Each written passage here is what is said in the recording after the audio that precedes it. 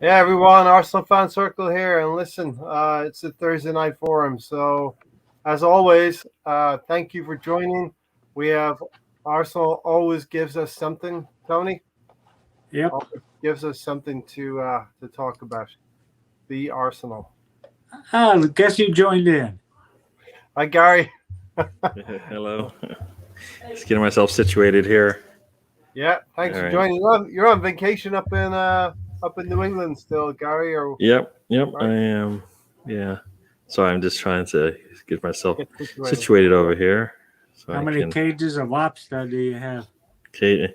I had enough, but I could do it more. Well, John Jordan, great to see you here. New here. Big up everyone who joins. We are going to get through some things tonight. Uh, yeah, we're going to talk about Joe Willock, the value of a loan, possibilities he could be going to Newcastle. We'll talk that one over. Um, Project Rebuild. Last season we got through stage one and stage two of Project Rebuild. We want to talk about what stage three should look like for Arteta and the boys this coming season. And then obviously we're going to talk about the preseason, the last part of the preseason, the big game on Sunday against the old enemy. So lots to digest, lots to get through. And of course, we're going to try and get through this podcast, Tony, without mentioning Lino. Not sure what you're talking about. Something happened today? Is somebody going to PSG? Is that what it is? I actually thought he would go to Manchester City, but we'll see what happens. Harry Kane is obviously not showing up for training, and They'll get him before, maybe after the season starts, but they'll get him. so yeah, we've got a lot to get through, and of course, you in the chat, the viewers have a lot to say as well. So bring your best stuff tonight. We are ready for takeoff here. Arsenal Fan Circle Airways. We're flying to a destination that Arsenal fans love. The Urban Ghost. Evening, gents. Good to have you here. And Gary, we're honored that you were able to join us. You are on vacation, and Yeah. nice of you to join us as well. Hopefully, Stan will join us as well. Um, One other announcement or a bit of news is unfortunately, Alonso, who has been a regular on the channel, has taken the decision to step away. Hopefully, it's going to be stepping away for a little while. So, uh, There's Dan. hey, Stan. So, yeah, I was just saying, Alonso's taken the decision to step away from podcasting for a little bit. Hopefully, he'll come back to the fold, but we do respect his decision to Okay. Didn't know that. cease and desist for now, Stan. For now. Stan's already in his new location. That's the housekeeping for tonight. Uh, Stan, while Gary's still getting situated there, welcome to Arsenal to the podcast, of course, Stan. All right, mate. Sounds like Gary's shuffling notes. Yeah, it looks like he's got a book full of notes there. That's just the nah. check mark of how many lobsters he's eaten. I didn't eat more than I didn't eat enough. Let's just say that. I did eat some, but not enough. I could eat more. Yeah, Manchester City, it is a tough life. Maybe we'll talk a little bit about how can we make the league a little bit more fair. Should we introduce a cap to the Premier League? And what happened to people saying football isn't like FIFA? Man City's kind of turned that on the tables and definitely has a FIFA style team going on. Yeah. Stan, should we already just crown them champions for next season? Well, for me, it's kind of two sides of the coin. The first side is the Premier League is starting to look more and more like the Scottish League, where only two teams have a chance of winning.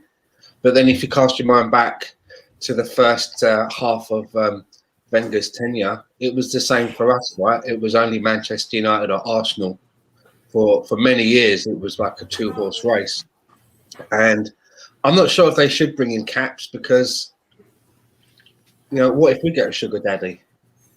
It's all about using the resources that you kind of have.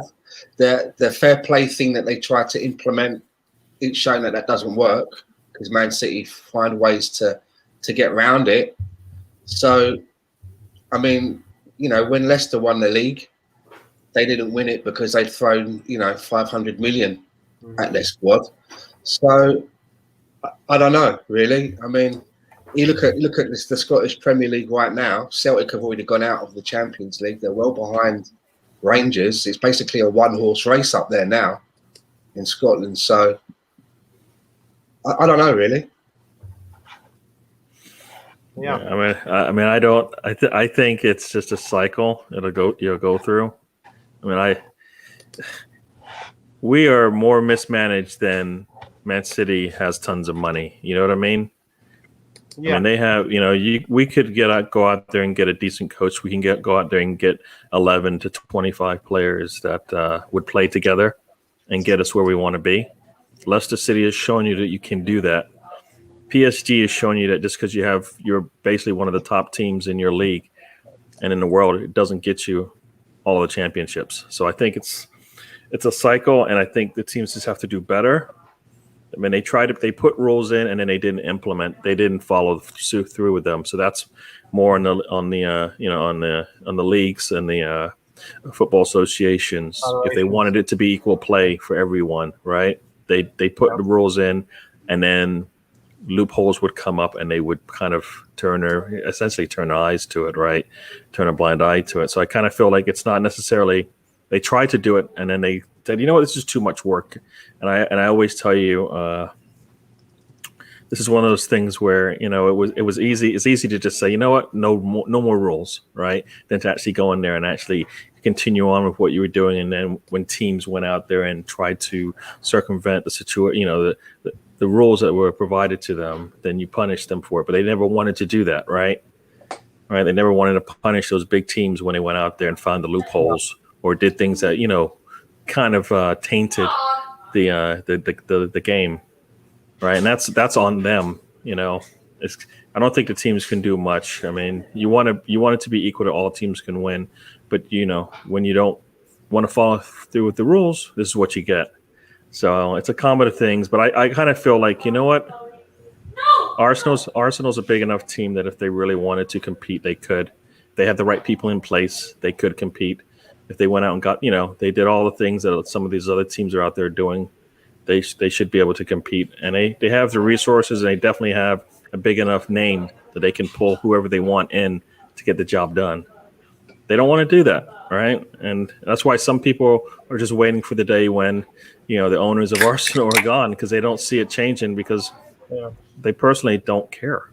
If they did, they would make changes that would, would work out. We're seeing a lot of changes going on right now, but everybody just, doesn't feel like this feels like this is more of a blip right now, or maybe they're just trying to make us feel good. I mean, we're not nowhere near where we want to be, right? Is Arsenal a team that should be 8th in back-to-back seasons? No, I think we're better than that. And even with the players that we have, we should be playing better than this. So then that's on who they're hiring and how they're managing them, right? So there's just so much.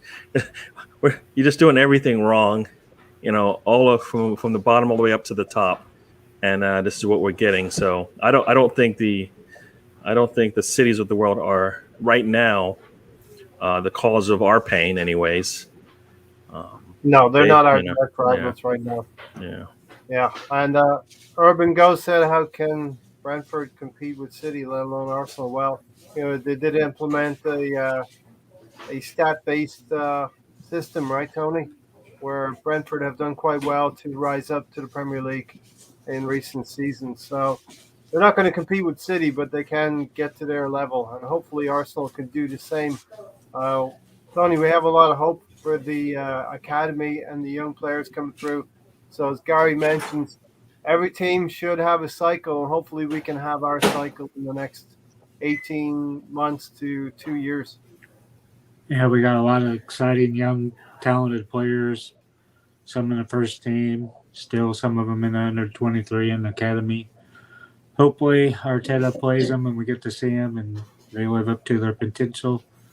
I think the sky's is still in for a lot of them, like Smith Rowe and Saka.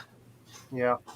James Fernandez, hello lads. Hope you're all well. Looking forward to the game this weekend. James is a Tottenham supporter. He's our resident Tottenham supporter. So a little bit of banter there. We'll get into that. What's going to be the North London Derby a little towards the end of the podcast. But wanted to round in first on Joe Willock and the value of a loan.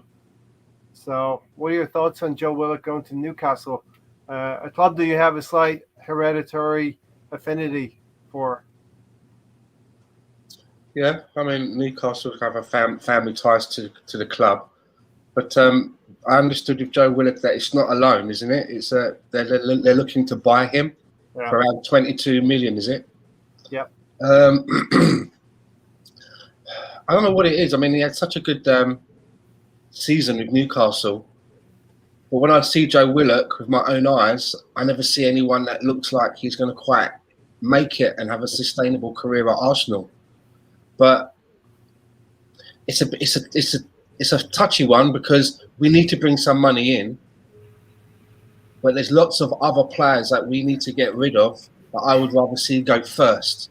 Yeah. With Joe Willock, if that makes any sense. Yeah. I wouldn't mind it if we managed to say, get rid of a Kolasinac. Had we have managed to have got rid of a Xhaka, Bellerin goes, maybe a Reece Nelson on loan or as part of a deal somewhere, and then we don't manage to get rid of Willock. I could live with that because you're thinking to yourself, well, you never know. They may find a way to try and get the same kind of form out of him that they did at Newcastle. So it's a shame that of all the ones that we want to get rid of, that's the only one where there seems to be a nibble, if you know what I mean, because he's the one out of all of them that I think that we could maybe still get something out of. Yeah, and find a way maybe into the team. I'm a little bit more torn on it. I'm trying not to be emotionally attached to players because I know they come and go. The club will always be the club. But I am a little bit attached with Joe Willock. And Gary, I think an analogy is, Stan has started the analogy, if you think of our squad as a Premier League table, we have Emile Smith-Rowe and Saka and Tierney in the top four, and then we have Kolasinac and some other players in the relegation zone. Willock is somewhere mid-table. He's a player who could probably make it at Arsenal if he was given the minutes and time.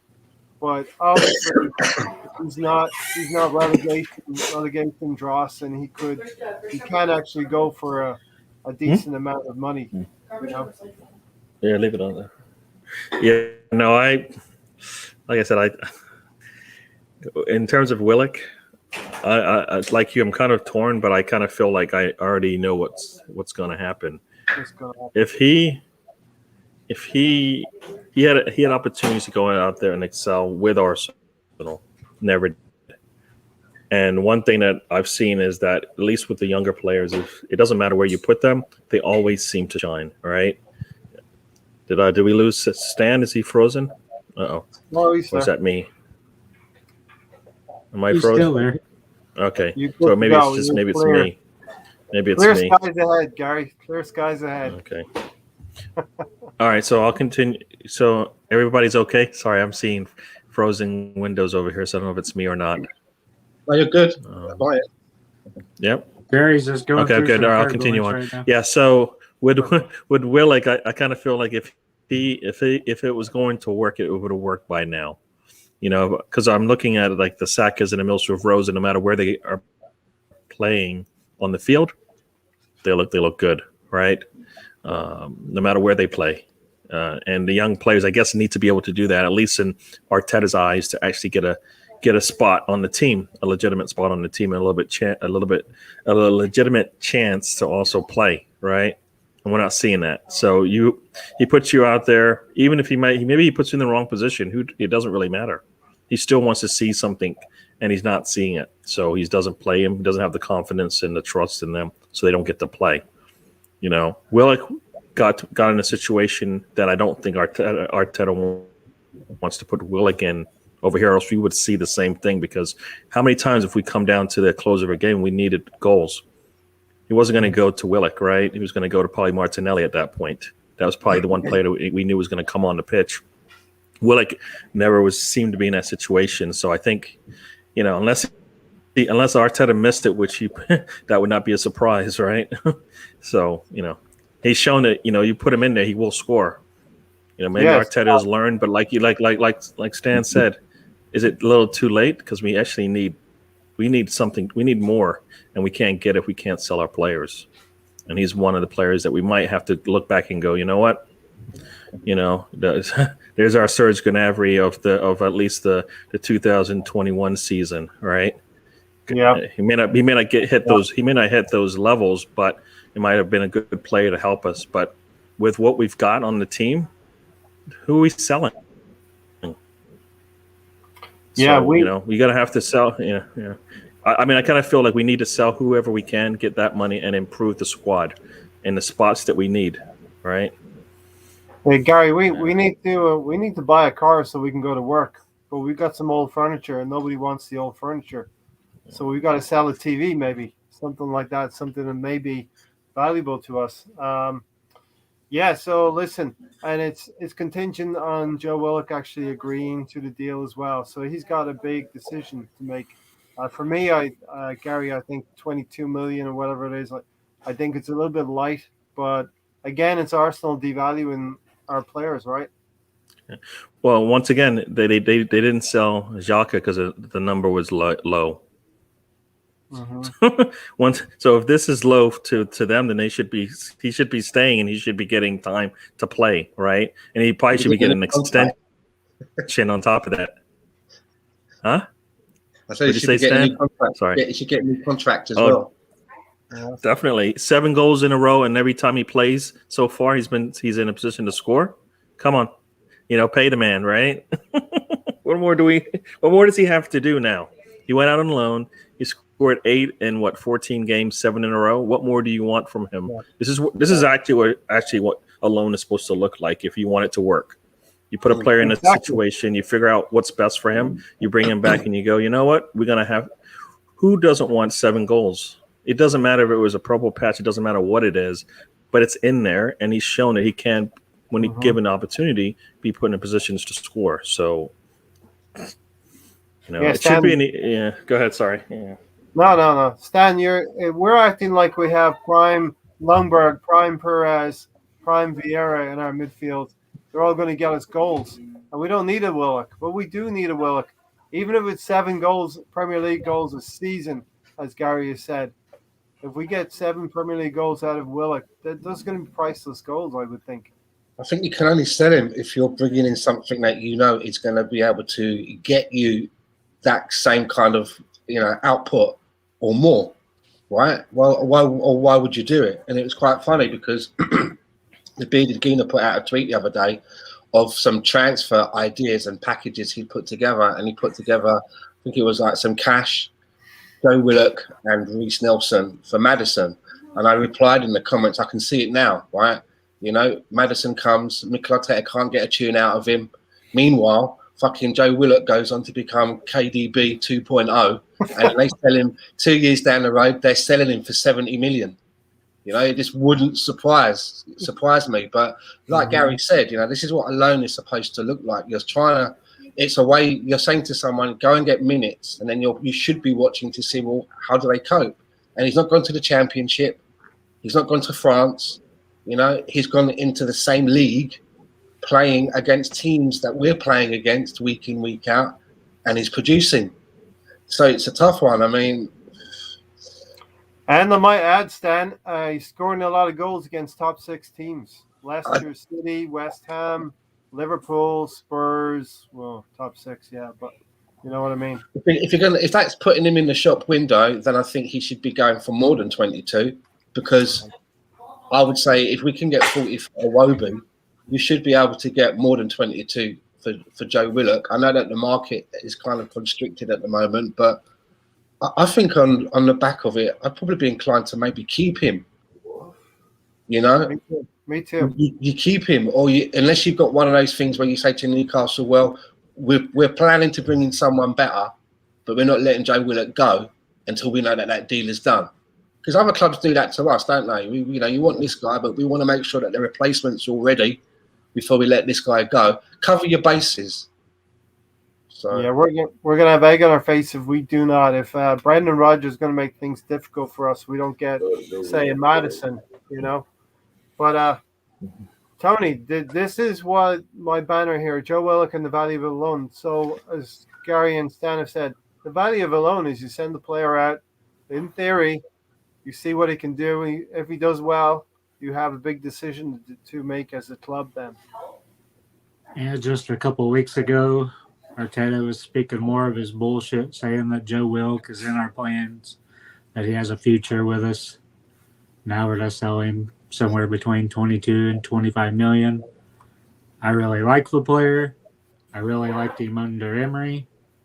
Then once Arteta came in, you never seen Joe's face. He goes out on loan, gets 7 goals.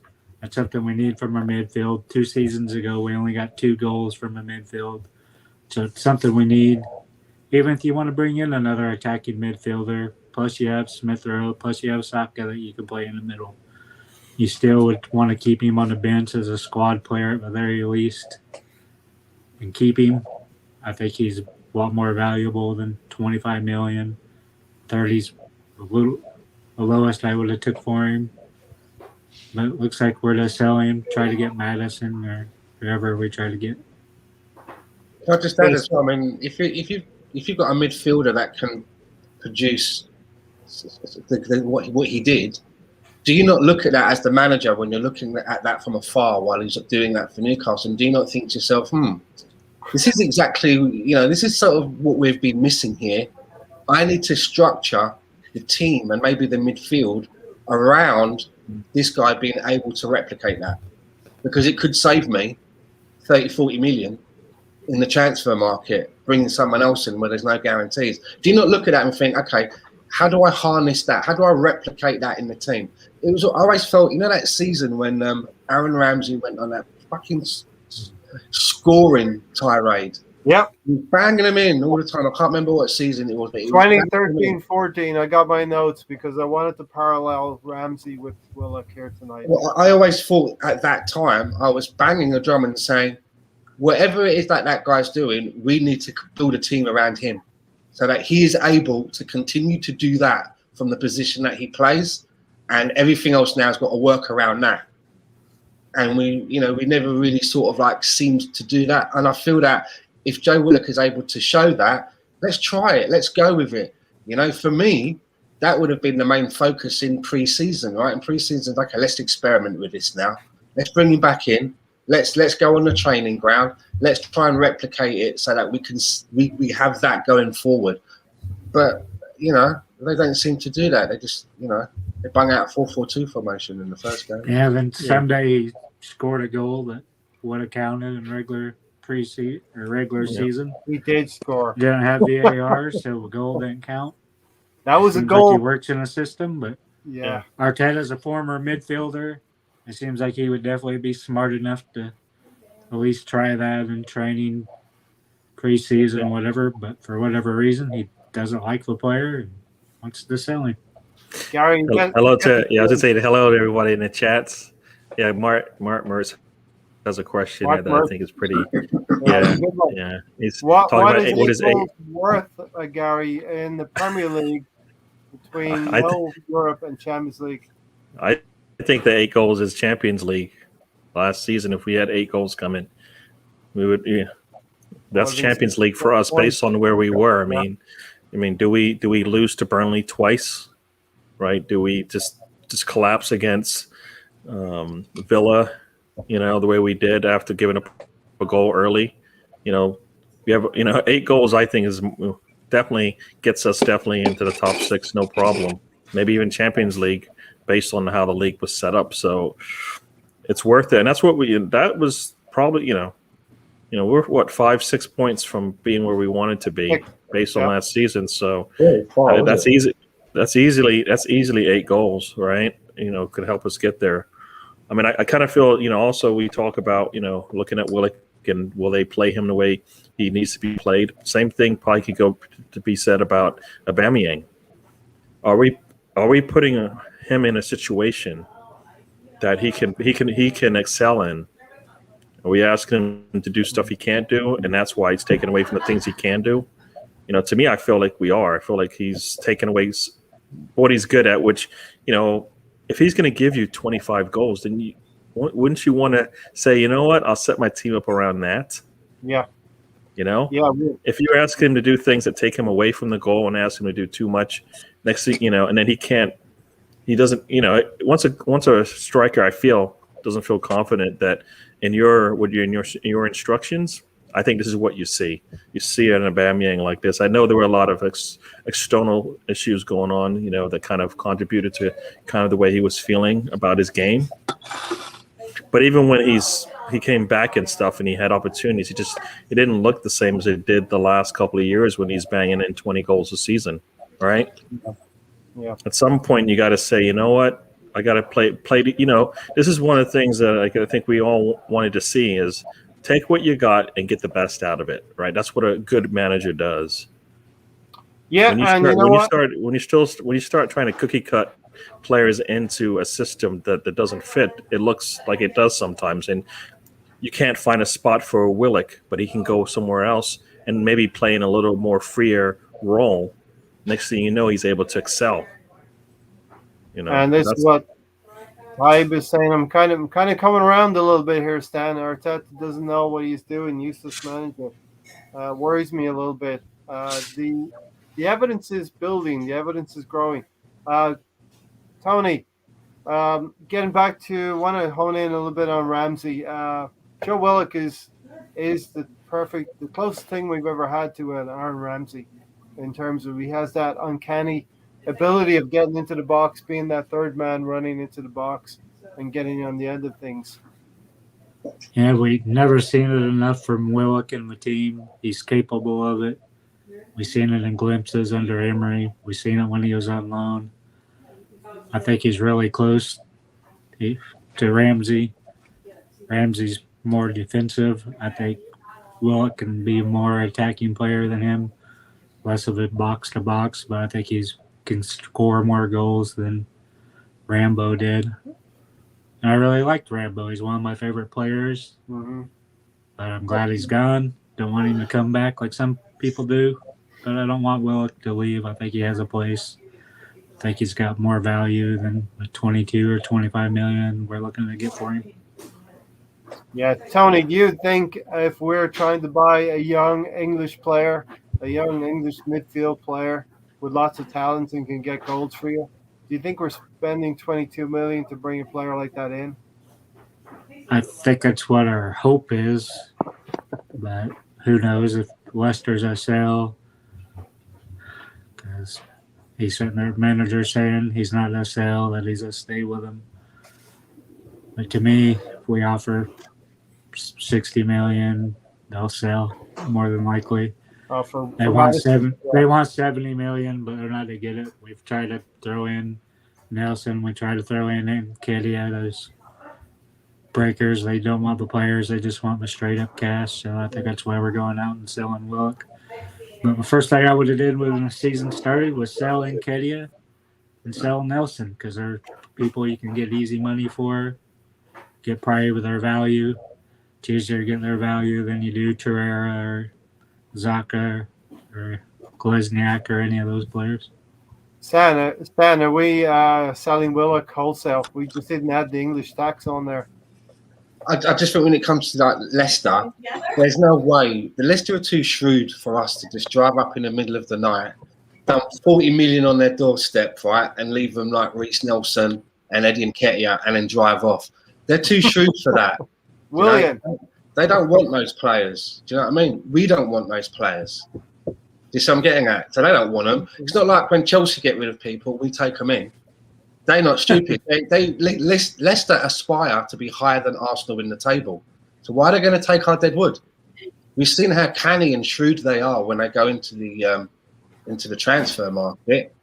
And I do think that with the James Maddison thing, if we're going to give them 60 to 70 million pounds, I honestly think that as much as I like him as a player, I just don't think that we're at that place yet where we should be spending that just on him when there's so much surgery to do, because you could take that 70 million and you could buy 2 midfielders. Yeah. You could bring in maybe an Odegaard and an OR for a bit of variety, and that allows you now to set up in a couple of different ways.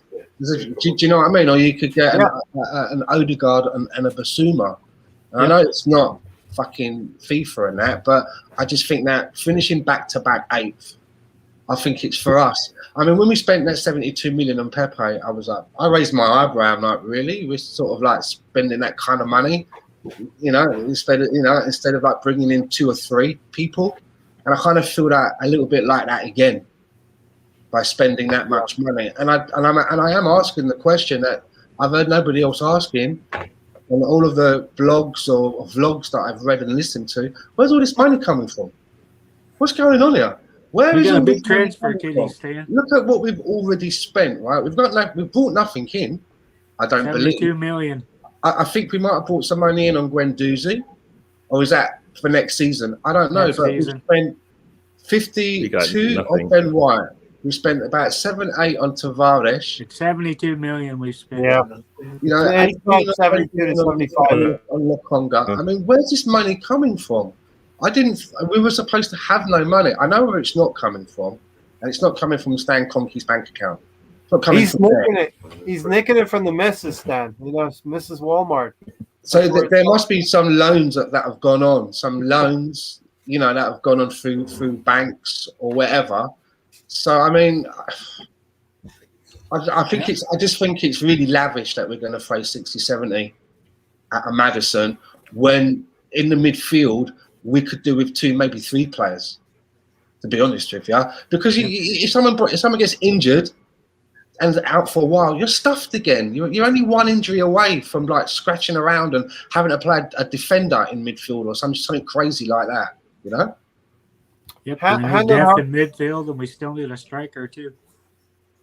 Hand on heart, Stan. Do you think we're going to get Madison at? Well, we're going to pay. We're going to pay the what they want. I think anything after seeing us fork out 50 odd million for Ben White, I think anything is all bets are off. Anything could happen. I believe that the bid that they put in for Lautaro Martinez is real. It sounds like it's solid. Don't know whether we're going to get him or not, because if Lukaku does go to Chelsea, they're not going to get rid of both of them unless they've got a striker coming in. I don't know, but Chelsea don't fuck about. When they identify someone, they always get their man. They don't dither around and show just a little bit of fucking ankle at them. They lift their skirts right over their head and show you everything. They do big dick swinging, Stan. Exactly. So I was always saying the 50 that we've spent on Ben White to me shows me that I actually think anything is possible. There must be a secret garden at the back of the Emirates with a money tree that they're shaking, because it doesn't seem like we're walking around with our cap in our hand. It would be very scary. I mean, initially I was thinking, hey, we're spending 50 million in Ben White. We must have similar amount of money to dedicate to other parts of the team. It would appear not right now. It would appear we're back in a situation exactly a year ago where we have to sell to buy. Gary? Yeah, I mean, if you're a team, an opponent of Arsenal's, and you look at their weaknesses, where is it? Right up the middle, right? Right up the middle. Midfield has been. We've just been terrible in midfield, right? For years now. Get Partey and we don't get a partner for him. We finally got a backup for him, and he might actually now become our starter for a little while if things go a certain way. I mean, no way is a team looking at Arsenal going, all right, you need somebody in the middle there to help your attack. I'm gonna give you a discount. Nah, it doesn't make. Nah, if you're shrewd enough, you know exactly what your opponents need because you know how to attack them. Right, you attack the middle of Arsenal, you win, right? I mean, it's been to me, it's been that problem all for the last number of years. We start to solidify the middle, things look a lot better for us. I mean, if you spend 50 on Ben White after letting Luiz go for nothing, when you could have probably used him another year and maybe push that kind of decision out for a little bit. Then you go from 50. I know, look at he doesn't like that either. But you got to spend the money, right? We need to get. So 50 is legit then in your eyes, right? So 50 for Ben White must be an okay pickup. If See, you ask I don't know me- which one is it. Do you take Louise that you know and he actually has shown you on a good day is what you get, or do you take a Ben White and then sacrifice your midfield because that's where we're at right now? the Right, third we option took a would Ben be- White and we sacrificed our midfield because we're haggling to get Madison in there. Is he? If Ben White's worth 50 to you, Madison easily is worth 70. The other option is Saliba. Would Right. bring Saliba back would be the third option. Bring Yeah, but Saliba. Saliba plays We're left not. This center is back, Arsenal. not We don't right do center things back. that way. And Well, Saliba is giving not up a the starting. ball and just He's putting not part of a third one out standing. there. Saliba is not part of a starting center back pairing for us. He isn't. I just thought Even it was if he, option even if everything worked out, I don't think Arteta is going to play Saliba and Gabriel next to each other. I just don't feel like he's comfortable with that situation. That's why he keeps going out there and getting. I mean, that's why he went out there and got Willian because he wasn't comfortable with what he saw. And then Pepe basically shows up. Saka does what he does, and now Willian is basically obsolete. We don't need him anymore, right? But we don't have a player that's taken over that can command a back line, and that's kind of what I think he's kind of looking for, or two really good players where he doesn't have to lean on them. I mean, once again, I feel like give the damn armband to Kieran Tierney. Let's get this team. Let's get this team where we want it to be. We We're need gonna some. get We it need done. we need some leadership that is actually playing at that level, right? That's what we need, and that will help things along. I think as well as just trying to get players in, because I don't like this. You know, where's Aubameyang in all of this? Man can't hit a goal in preseason. We'll get to Aubameyang. So, Don't worry about that. We get so, plenty to get yeah, but if Sure. Ben's 50, Madison easily is 70. But you don't, and like you said, we don't even need to go there. We could go get Awar. We can go get Basuma. We can get Odegaard if that was actually an option for less than Madison combined, right? You know, Urban Ghost said we have the TV documentary forthcoming too. Kroenke will want to look like a complete mug. I'm sure we will sign more players. You know, I'm worried. I'm worried about if we're going to sign more players because we have to sell. So Joe Willock, the value of a loan, it's been proven. You send your players out, they do well, and you have an option whether you want to sell or you want to keep. As Stan has said, Aaron Ramsey proved himself. It took him a couple of years to hit that purple patch, 2013, 2014, and Wenger made it work. Arteta is not able to make it work with Joe Willock. So, any final words on Joe Willock for the three of you? if he's I'll staying, miss he's him. playing. Yeah, if he's staying, he's playing. If he's not, you got to sell him. It doesn't matter the cost. It should be that easy. We can't afford to have. If he's playing, he's scoring. If you give him minutes, it's been proven he will score. He scored on Sunday, you know, and Arteta's got to change some things. He's got to get a little bit better at being an actual manager. Tony? Yeah, I'm the misfit player. I think he could have worked in a team, but Arteta has a set vision. Last season he did it. He played his formation without the players we had for that formation. So that's why we finished 8th.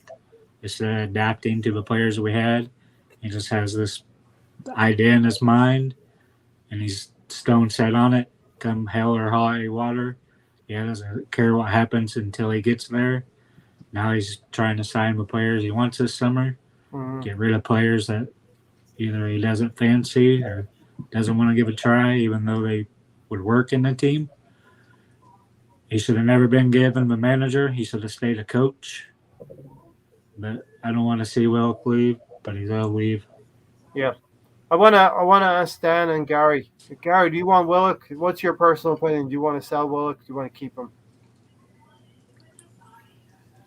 What do I want? Like I Your said, if they're not going to personal play him, he's got to go and they got to get their money's worth. If he's going to Yeah. play, then they need to get their money's worth, which means he's got to play. What do you want to see? It should be. It's got to be that. What I want to If see. they were manager, like Gary, what would you do? I want to see him play because I still feel like they can still go out and I still feel like if they should be able to get Madison without selling him, right? Yeah. So I kind of feel like keep the players that are doing good for you, and spend some money. I mean, this is another transfer window where you need Uncle Stan to just Uncle Stan or whatever. Big wig head Stan, whatever you want to call him, bankroll it. Give you the credit card and say go ahead. Well, give you the black card and say go get what you need. Some gold coins out of his vault. Like Stan said, where's the money coming from? There must be bankrolling it from somewhere. Stan, do you want to keep Willock or are you selling him? What's your personal opinion? I've always not been very keen on Willock, as you probably know, but after his performance going out on loan, he's one of our own, right? It could answer and plug holes that we desperately need to plug. We're a team that finished 8th back to back, and sometimes you've got to be a little bit canny. It's happened before, right? We've had players before that we thought were shit, and then we realised, they've got more to offer. Coquelin, remember, we didn't think Coquelin was good enough. We sent him off on loan to Charlton, had to bring him back because we were basically crippled in the midfield, and then he became one of the first signings. Alexander Song went through a stage where people thought that he was absolute dog shit, but then he came good, and then we sold him to Barcelona. So it can happen, right? As just a couple of examples, it can happen, and why not? Why not keep on to him for a little bit longer? You're the manager. Don't just get rid of him and then think, oh fuck, what have I done that for? Play, be in command of it. Try and fit him in somehow to try and replicate that. But don't keep him and then play him at a fucking left wing. Do you know what I mean? Because then it doesn't help the boy. If you're going to keep him and play him, then he's got in the right spot. He's got to be given the same environment that he had at Newcastle, so you can say, right, we've replicated everything the same for you. Where's them goals? Because 7 or 8 goals is the difference between losing a game or getting a draw, or drawing a game and getting a win. Did you know what I mean? And we weren't that far behind, really, points-wise. 6 points you're going to need to make 6 points up in your. You're definitely in the Europa League, if not close to a Champions League spot. Then, if those goals are spread out, they could really help. So why not give him another? Why not give him another look? You've got nothing to lose. He's definitely got age on his time. Sell him later. We seem to have this loans, all this money. Money doesn't seem to be a problem for us this fucking window. So go for it. I see a real difference, Stan, between us willing to sell Joe Willock and, Roma messed us about a little bit, but we're keeping Granit Xhaka. We're stumping his wages up a little bit as well. All of this to protect the value of a 29-year-old on a 4-year contract. I'll tell you what I think about that, and I'll keep it short. I just don't understand why we had to do it now. The window is still open. Right? Why do you have to make this decision now and give him a contract now? Things can happen. He's still got 2 years left. This is a decision that could have been made in September. It feels, and I'll tell you what it is for me, offering a contract to Granit Xhaka, and I'm hearing that they're also going to be doing the same to Hector Bellerin, who's also open to the idea. This is just lazy and convenient. This is very lazy and very convenient. It's like, well, we need a midfielder. Well, Xhaka's here. He's already got the shirt on. Yeah, fuck it. Let's just pay him a little bit more. What value are you protecting? Hardly anybody was after him other than Roma. And what you're doing now is, when we do this so many times, and it's the same with Said Kolasinac, we pay these players too much money. So other clubs are put off of making bids for them because they don't believe. If you bring this player in on Arsenal money, that player's going into a team, but all of a sudden he's the most highest paid player on that team. There's no way. You've got other people on that team who are contributing more, who are knocking on the manager's door and saying, "How comes you're paying him that? I want to get paid that." That's why these players, we can't sell them. We've priced them out of the market. So by offering Xhaka a 2-year deal, which is what I heard it was, some people are saying it's a 1-year deal with an option for another year. Whatever it is, we're already paying him too much in a salary. We've just increased it. So I don't think that we're protecting an investment. I would actually look at it that we're pricing him really slowly out of the market. Yeah, we won't get what we were offered this summer for him next summer at all. Mark Mert said, and this is a great comment, Mark, Arsenal had a decent defence last year, but lacked goals. Willock could make the difference between 8th and 4th. And, we clean. I thought we were going to, Tony, I'm going to let you loose. Go loose. Why are you skipping me again? Why are you skipping me? You see, I'm pissed. The screen might go black after I finish this. Stan just went just like this. He's like, all right. Do it over Can the fence. Between Tony and Gary. And then you're like, you know what? I didn't see anything. Tony? Between Tony and Gary, you two figure out who wants to go next. You can go, Gary. We might get kicked off air after I'm done. I'll let you go. So let me get my saying, because when you go, you'll get us kicked off. I'm not going to be that Mike. There. Okay, I get Jacques, because he actually at least he fits into. Yeah, Jacques at least fits into what Arteta wants. All right, he feels comfortable with him. Hector Bellerin actually, how often did he play when coming down the end of the last season? Do you remember him playing? It was overlooked quite a lot, wasn't it? If it wasn't James, it was Cedric. Yeah. So what part of like extending him or being happy with his play should Arteta even have in his head at all? He went to Cedric, who couldn't even play his left back position when we really needed it to, right? That's where Cedric went, but he can still play right back ahead of Hector Bellerin to close out a season where you needed points, and you could have maybe even won the Euros. I mean, what are you doing? Like you said, they don't need the contracts. They're fine. You know, they need to play for their contract at some point. At some point, you got to say, give me something, so I can give you. What are you paying Hector Bellerin for? What are you paying him for? Plant trees. Just plant the trees and let him go. I mean, and this is another thing. We're going to pay him extra when he's worth less, right? You're going to pay him more money, and he's worth less money than he was yesterday. Great business model. The other glaring thing is as well, these are players, both Xhaka and Bellerin, have made it clear that they would like a fresh challenge. Yep. You know? So I don't understand why we've got so many of these young talent coming into our squad. And I even count that as people that have come in like Martinelli and Tierney. And then we've got this group of players that probably won't get a lot of minutes. They're going to be a bit miserable. They're going to be a little bit neggy. They're going to be walking around with faces like slapped asses. And you know what the saying is? Was it misery enjoys company? And it's not a good mix to have these players. We know that they don't want to be there. They know that the manager doesn't really fancy them. And then we'll get a situation where one of those players will have to come in because we'll have tripling injuries in that position. And then they'll come in and they'll let us down because they're not going to be for the cause. Yeah. Yeah, I mean, and you know how many phrases there are at Arsenal that I don't want to hear anymore. We're gonna extend his contract to hold on to his value. Yeah. No Arsenal player is improving their value that right now that's less than 2 years on their contract. There isn't any player, I believe, that has 2 or less on their contract that is extending their value by staying at Arsenal. They're getting worse. They're worth less every time another day they stay with Arsenal, right? And none of this, he's playing for his contract. What is that? What? You were playing for your contract. That's how you got it the first time.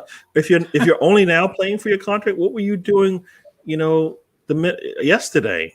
That's what you do every day, right? You show your worth every day. And that's what you want to instill in your team, right?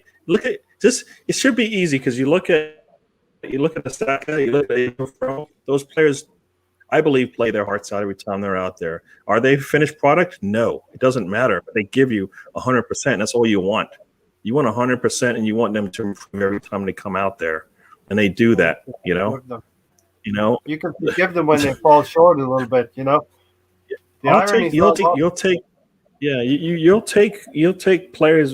You'll take those players, like you said. that give you everything. They might make mistakes, but they will they'll make up for it quickly, right? Yeah. They make up Yeah. for it very quickly, and you forget about what they didn't do a couple minutes ago. You don't see that from a lot of these other players that we keep holding on to. I mean, oh my God, you give me a headache now, because now you're going to tell me next that William's going to get an extension too, because he's in that 2-year period, and guess what? We can't let his value drop anymore. I mean, come on. He's already made his $34 million. So look, Gary, the irony's not lost to me. I put the banner down here and somewhat sarcastically, Project Rebuild continues. We give Granit Xhaka an improved and extended contract, and we're possibly selling a player who's gone out on loan, who's done Roy of the Rovers stuff last season with Newcastle. And these players are like a pair of old socks to Arteta. If this is Granit Xhaka's best form period, like everyone's hailing the end of last season and hailing his Euro 2020 performances, then my question is, we weren't able to sell him now, and this is supposed to be his best period. Only Roma was looking at him, right? There was no queue of teams queuing up to him. There was no one who saw the Euros and was trying to gazump Roma to get his signature. But if we can't shift him now, what makes you think that in a year's time, when he's going to have declined further, that we will be able to shift him? And I know a lot of people say, well, why are we getting lowballed all the time? This is one of those occasions where sometimes you got to take a bit of a hit on a deal. Do you know what I mean? And this is one of those times that we should have taken that hit, because how can I trust a manager and back a manager who's trying to sell me a rebuild, and yet all he's doing is building on the same old shaky foundations? Yeah. No, you know what? It's easy. It's easy. Sorry, Tony. It's easy. Arsenal doesn't want to. They don't want to sell him, so they're not selling him, because it's easy to sell to sell Xhaka. Like you said, he's a leader on the Arsenal team. He can play every game. He never misses a game. He's multifaceted. He'll play left back if you want him to, right? Not only that, you've got a captain from the Swiss team. Did you see the Swiss team in the Euros this summer? Did you see them? Yep. He actually won man of the match. All right? How many players you got on your team won man of the match in the Euros? And when he was absent, guess what? They lost. Right? You're selling a player. I mean, he's worth whatever, 25. If that's what Arsenal wanted to get for him, he's worth 25. Easy. That was another play. You take away the shirt, you put on it. Maybe you just change the shirt, make it blue. He's going for 25 easy, and everybody's kind of laughing at the team in blue, going, "Why did you sell him for 25? He's worth 35, easy, right?" So that's Arsenal for you. They devalue their players, and you know what? Maybe they didn't want to sell them, and that's why they didn't actually push it. I truly believe that, and I truly believe that Arteta went to the hierarchy and brokered the deal for him. You know, like your manager will sign off with the corporation, give this guy more money, I need him. That's what happened. Or Joe Willock, see you later. Well, let's take the money and reinvest it. Dissembled, you're watching Ray here from Arsenal Fan Circle, and I am going a little bit more toward the dark side. Arteta's starting to lose me a little bit, Dissembled. So you'll understand that, because we've talked over the years here. Okay, Tony, it's coming down. 3, 2, 1. You're going to be released from the penalty box. Do you have the beeper? Do you have the beeper ready, just in case you need to, censor anything? It's time to go out. Fucking get a high stick on Xhaka and knock him out. It's the only way we're going to get rid of him. To start off with, the window closes the 31st. We had plenty of time to try to negotiate a deal, see if Mourinho had a pay of extra $1 million, $2 million. Squabbling over $2 million makes no fucking sense. Xhaka has not improved any since he's been here for 5 seasons. We've not made the Champions League. We've seen what happened when he played in left back and opened up the midfield. He played with tempo. We scored a lot more goals. We're a better team without him in there. Now he's 29, making $110,000 a week. Now we're going to pay him more than that. Makes no fucking sense at all. Arteta refused $40 million for him for Hertha Berlin. when he first took the job over. We could have made 40 million. That's great money during COVID. Now we can't get 18 That was million just that euros was or just 20 before million COVID. euros, Yeah. whatever we're looking for him. 7 weeks ago, we were sitting here celebrating, saying goodbye to Zaka. Now we're going to be stuck with him for 4 more fucking years. Nobody wants to see him. He's a bang average player. Like I said, he kills with tempo, kills any attacking mind we have. All he doesn't want to do is pass it backwards or pass it to the first guy with a ball.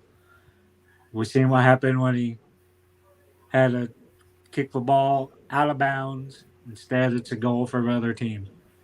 Stan mentions it all the time. He's made 8 errors leading directly to goals. And that's a positive on selling Ben White. He's never made an error leading to a goal. And the rest of our team, I think we have 86 that's led to goals. That's something we need to cut back. Zaka's always get a yellow card or red card in him. He's not good enough. He needs to go. We could get Basuma starting off. We could have got Conte for 4 million less. We could have got him for 32 million. Instead, we go spend 36 million for Zaka, which made no sense to start with. I don't know who said, "Oh, let's get Granit Xhaka instead of Conte." You already seen what he's doing at Chelsea. We could have finally got a good player from Chelsea. Instead, now we're stuck with this fucker for 10 years or 9 years. Who wants him? I don't want him. He's not good enough. Yeah, the Assemble said Xhaka is still here because Arsenal were involved in negotiations. They couldn't sell a player who actually wanted to leave. Sorry if we get banned after my little rant there. No, I mean, it's completely warranted. Granit Xhaka 2.0 is here, Stan.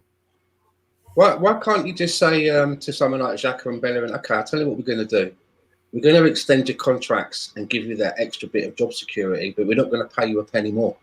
Yeah. However, should we get into qualify for the Europa League, then we will backdate it and increase your wage by X amount of percent. Should we get into the Champions League, then we'll backdate it and we'll give you a higher percentage. Why not be creative? Why not be Incentivize? Because I'd say to them, I'll give you the job security, but what did you actually do for us last season? We finished 8th, and you was here the season before when we finished 8th. So, let's start giving you some. Let's start putting in some incentives, right? Stan, this is making me more angry here from the Assembled, and I'm going to you because we're kind of roughly in the same spot percentage-wise with Arteta. Tony, it makes perfect sense. They've sold another youngster, possibly Willock, right, for peanuts. We'd like another 8 to 15 million, maybe 30 million for Willock is reasonable, and kept another veteran who declines in value and performance.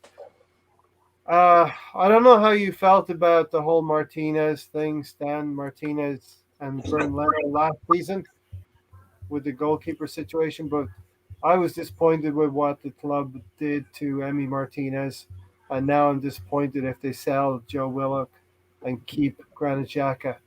It's another nail in the coffin for me with Arteta. How do you feel about it? I didn't really. I thought it was, at the time, I thought it was good business. Emi Martinez, he's come through our ranks. We're going to get a good fee for him. He's had plenty of opportunity to stake a place to be a number one. Hasn't in 10 years. He came in, had a bit of a purple patch. I like Bernd Leno. You got to remember that we only paid 25 million for him. It's not like we paid 70 million for him or 75 like Alisson or someone like that. He has some work that, he has some problems playing out from the back, which I think is something that's down to the manager. I don't know why the manager keeps persisting with it if he doesn't have the players for that particular system. So I think that's a little bit unfair. But I actually think that for what we paid for Bernd Leno, it's one of the better transfers that we've done in a long time. Let me ask you this. Did you think that Emi Martinez should have started the season and should have got that number one spot to start the season? Yeah, because Bernd Leno was injured. I think it would have been unfair that, the guy just walks in stick with the guy. You see how it goes, right? If his form dips, then you hook him. Yeah. You know? Yeah. But Emi Martinez didn't want to do that. He didn't want to battle for a place. You know, he wanted guarantees that the club weren't willing to really make him. Well, he wanted to be at least known as he would start the season probably as the number one keeper. You know? Yeah, okay. Yeah, I mean, Arsenal needed to have at least somehow he wanted out for a particular reason. Arsenal should have said you can stay, but under our kind of under our stipulations, meaning when it's not going to let you go to begin the season. It's just whatever they have to say. It's a little too early for us to make that decision to let you go. You know what I mean? Yeah. Just like that, because they didn't get the benefit of it. You know, I don't think. I mean, they sold him for way less than he needed to be, and I don't understand why Arsenal does the exact opposite when they sell players than when they buy players. Right? The player just won the FA Cup for a team, and you're selling him less than you're willing to go buy. Now a goalkeeper who hasn't been able to keep his team up in a league. Yeah. So what do we go back to that thinking? What is this thinking you're doing? You know, you've got two good goalkeepers. One played excelled really good for you, and they're the same age, right? Doesn't give you confidence. It does. So you're like, what are you doing? What are you doing? Yeah. Does not give you confidence in what's happening at the top here. So listen, we will reserve judgment as we should on the window until the end of the month. And by then, Tony, we'll have a clear picture of what's going on right now. Yeah, right now. Will Madison come in? We don't know what's going to happen. Right now, it's kind of fuzzy. We kind of got excited over White, even though we might have thought the money was a little bit much. Now everything's gray with keeping Xhaka, selling Willock. We'll see what happens for the remaining 4 weeks we got before the window closes. I would have liked to see a player come in this week, but we're not. I'm not sure we're going to see a player come in before the start of the season, which is kind of unfortunate. I'd like to see him get some good training in, get the camaraderie, get the rhythm and everything that comes with playing with your players, knowing what they're going to do. It hurts coming in late. I hate the window closing after the season starts. I liked it 3 years ago when the window closed when the season started. It's the way it should be. I don't care what the rest of Europe's doing.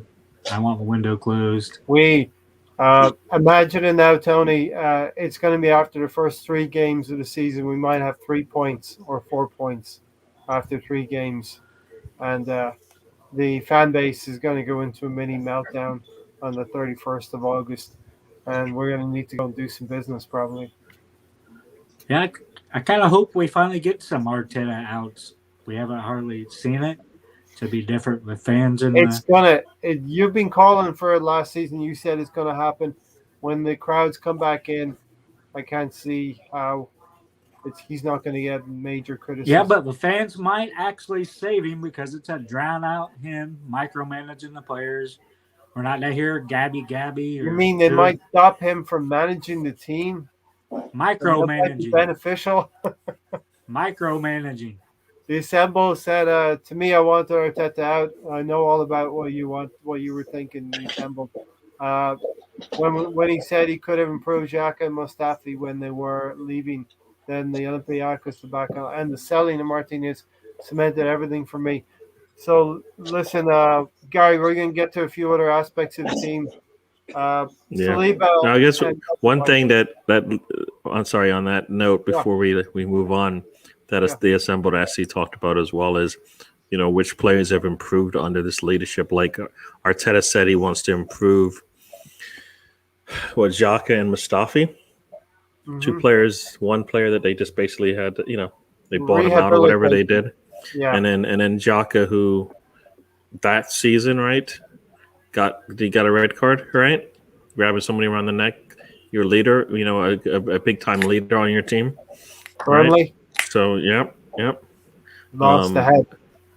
So to me, it's he lied. He lied.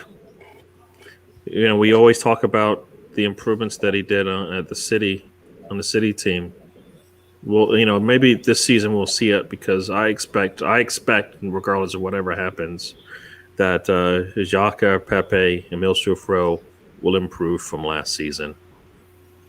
Right, I expect them all to improve from last season. Saka, sorry, Saka, not Xhaka. Saka, yes.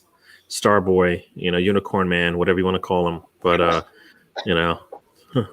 but those three players, I expect them to improve, and I expect Rainbow Warrior. I easily expect 2020 in terms of goals and assists from that combination there, at least, which would be really good. I mean, I should expect that from those players, the way they ended the season and the way that they've started this season. Definitely, from what I've seen from Pepe and from what I've seen from Emil Smith-Rowe, I expect them to kind of come in and be able to give us more than they did starting last season, right? Because they didn't start last season, right?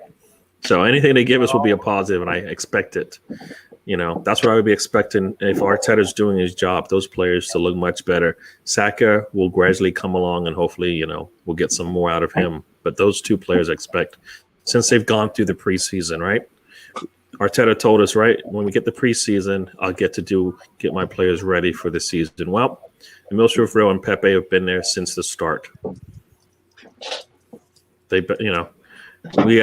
expect to see something come from that, right? Aubameyang, Lacazette, also, you expect to see something better from them.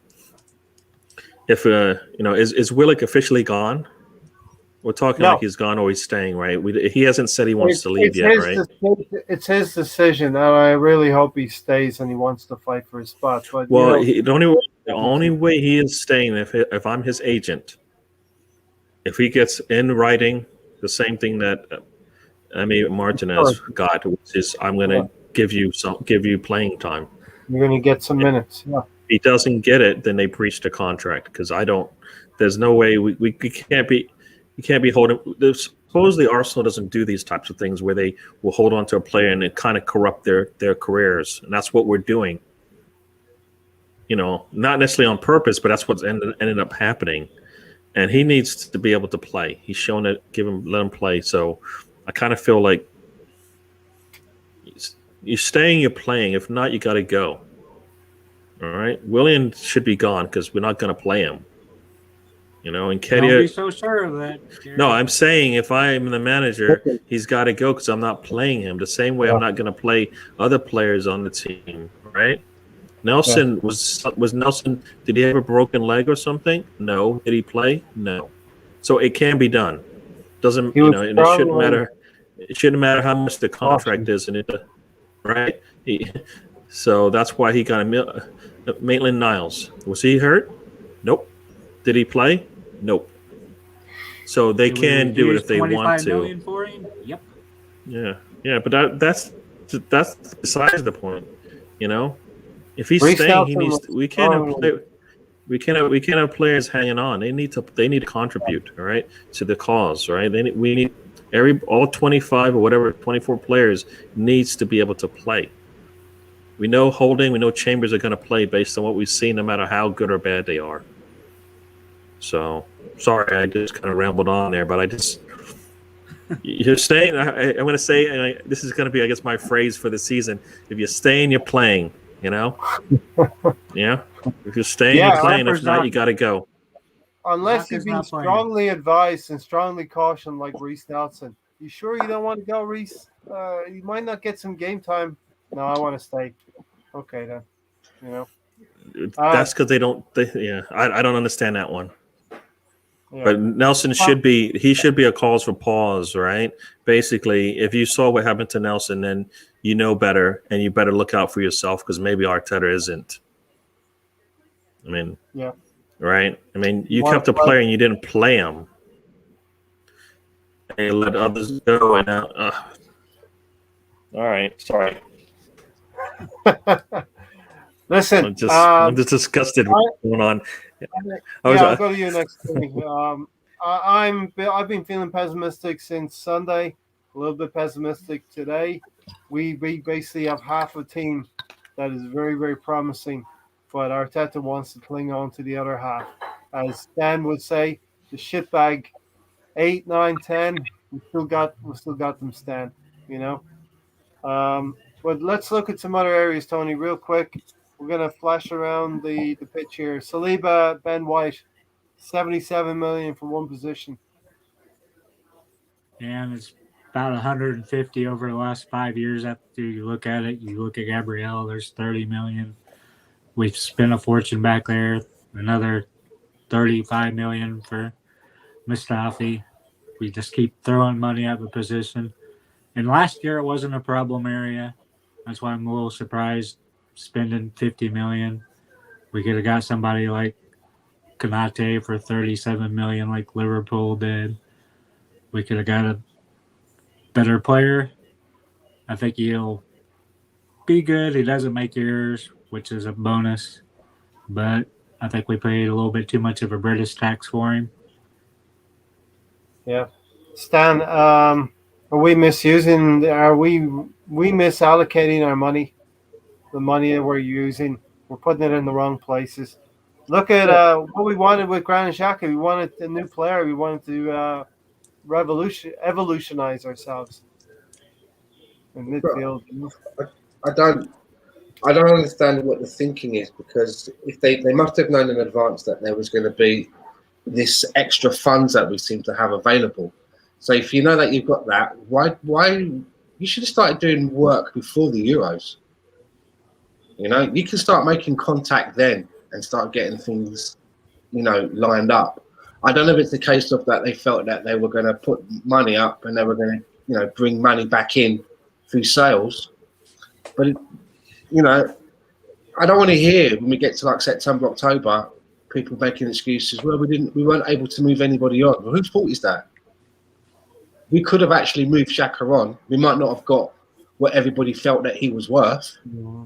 But it would have forced us into a situation where we would have had to have replaced him and have something different. Because he's been with us for 5 seasons now. And, no Champions League since he's been there. There's been no Champions League since he's been at the club, right? I mean, and it's obvious that he doesn't want to be there. That's the thing. I don't understand why he's even accepting the deal.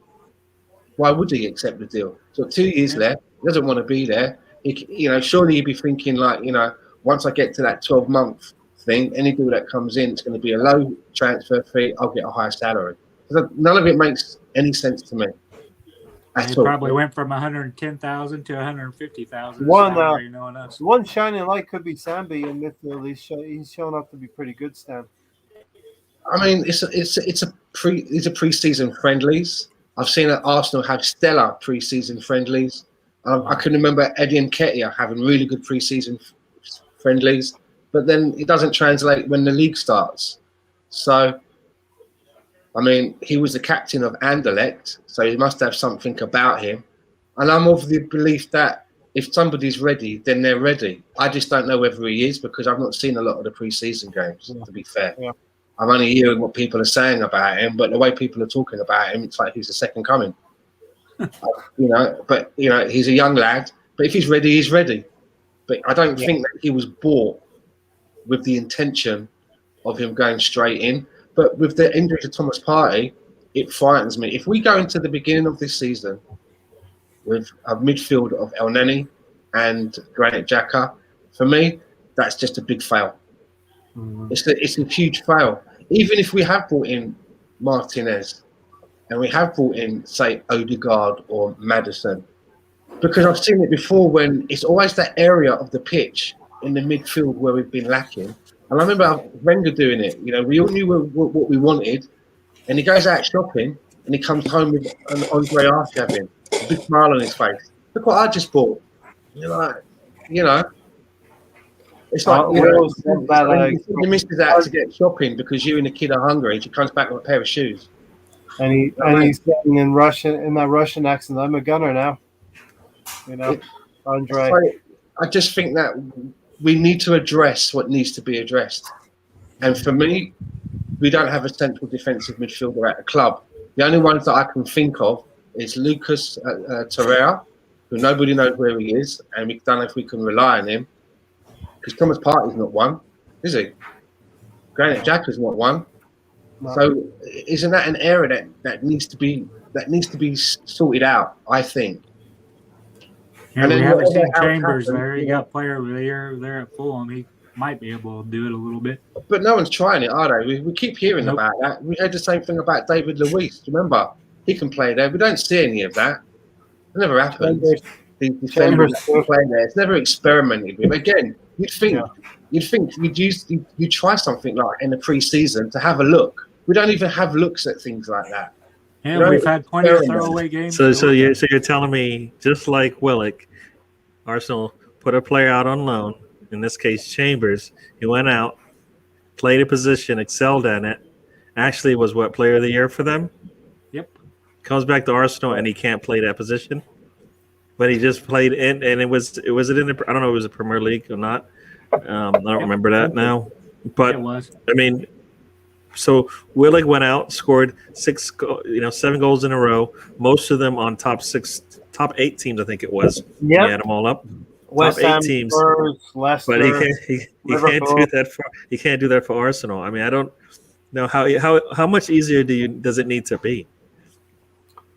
It's not like, and we're not saying he went overseas. He went to France, Italy, wherever, and played and excelled. We're saying no. In the same league that you're playing in, these players are excelling, doing something.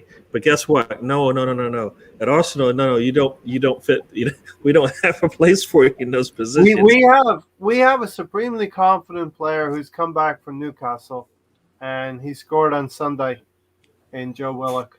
I think he's ready to start with Arsenal, but we may not have the opportunity. He may be sold to Newcastle. Tony? Gary, don't forget we fired all our scouts, so apparently we can't scout our own players when they're out on loan.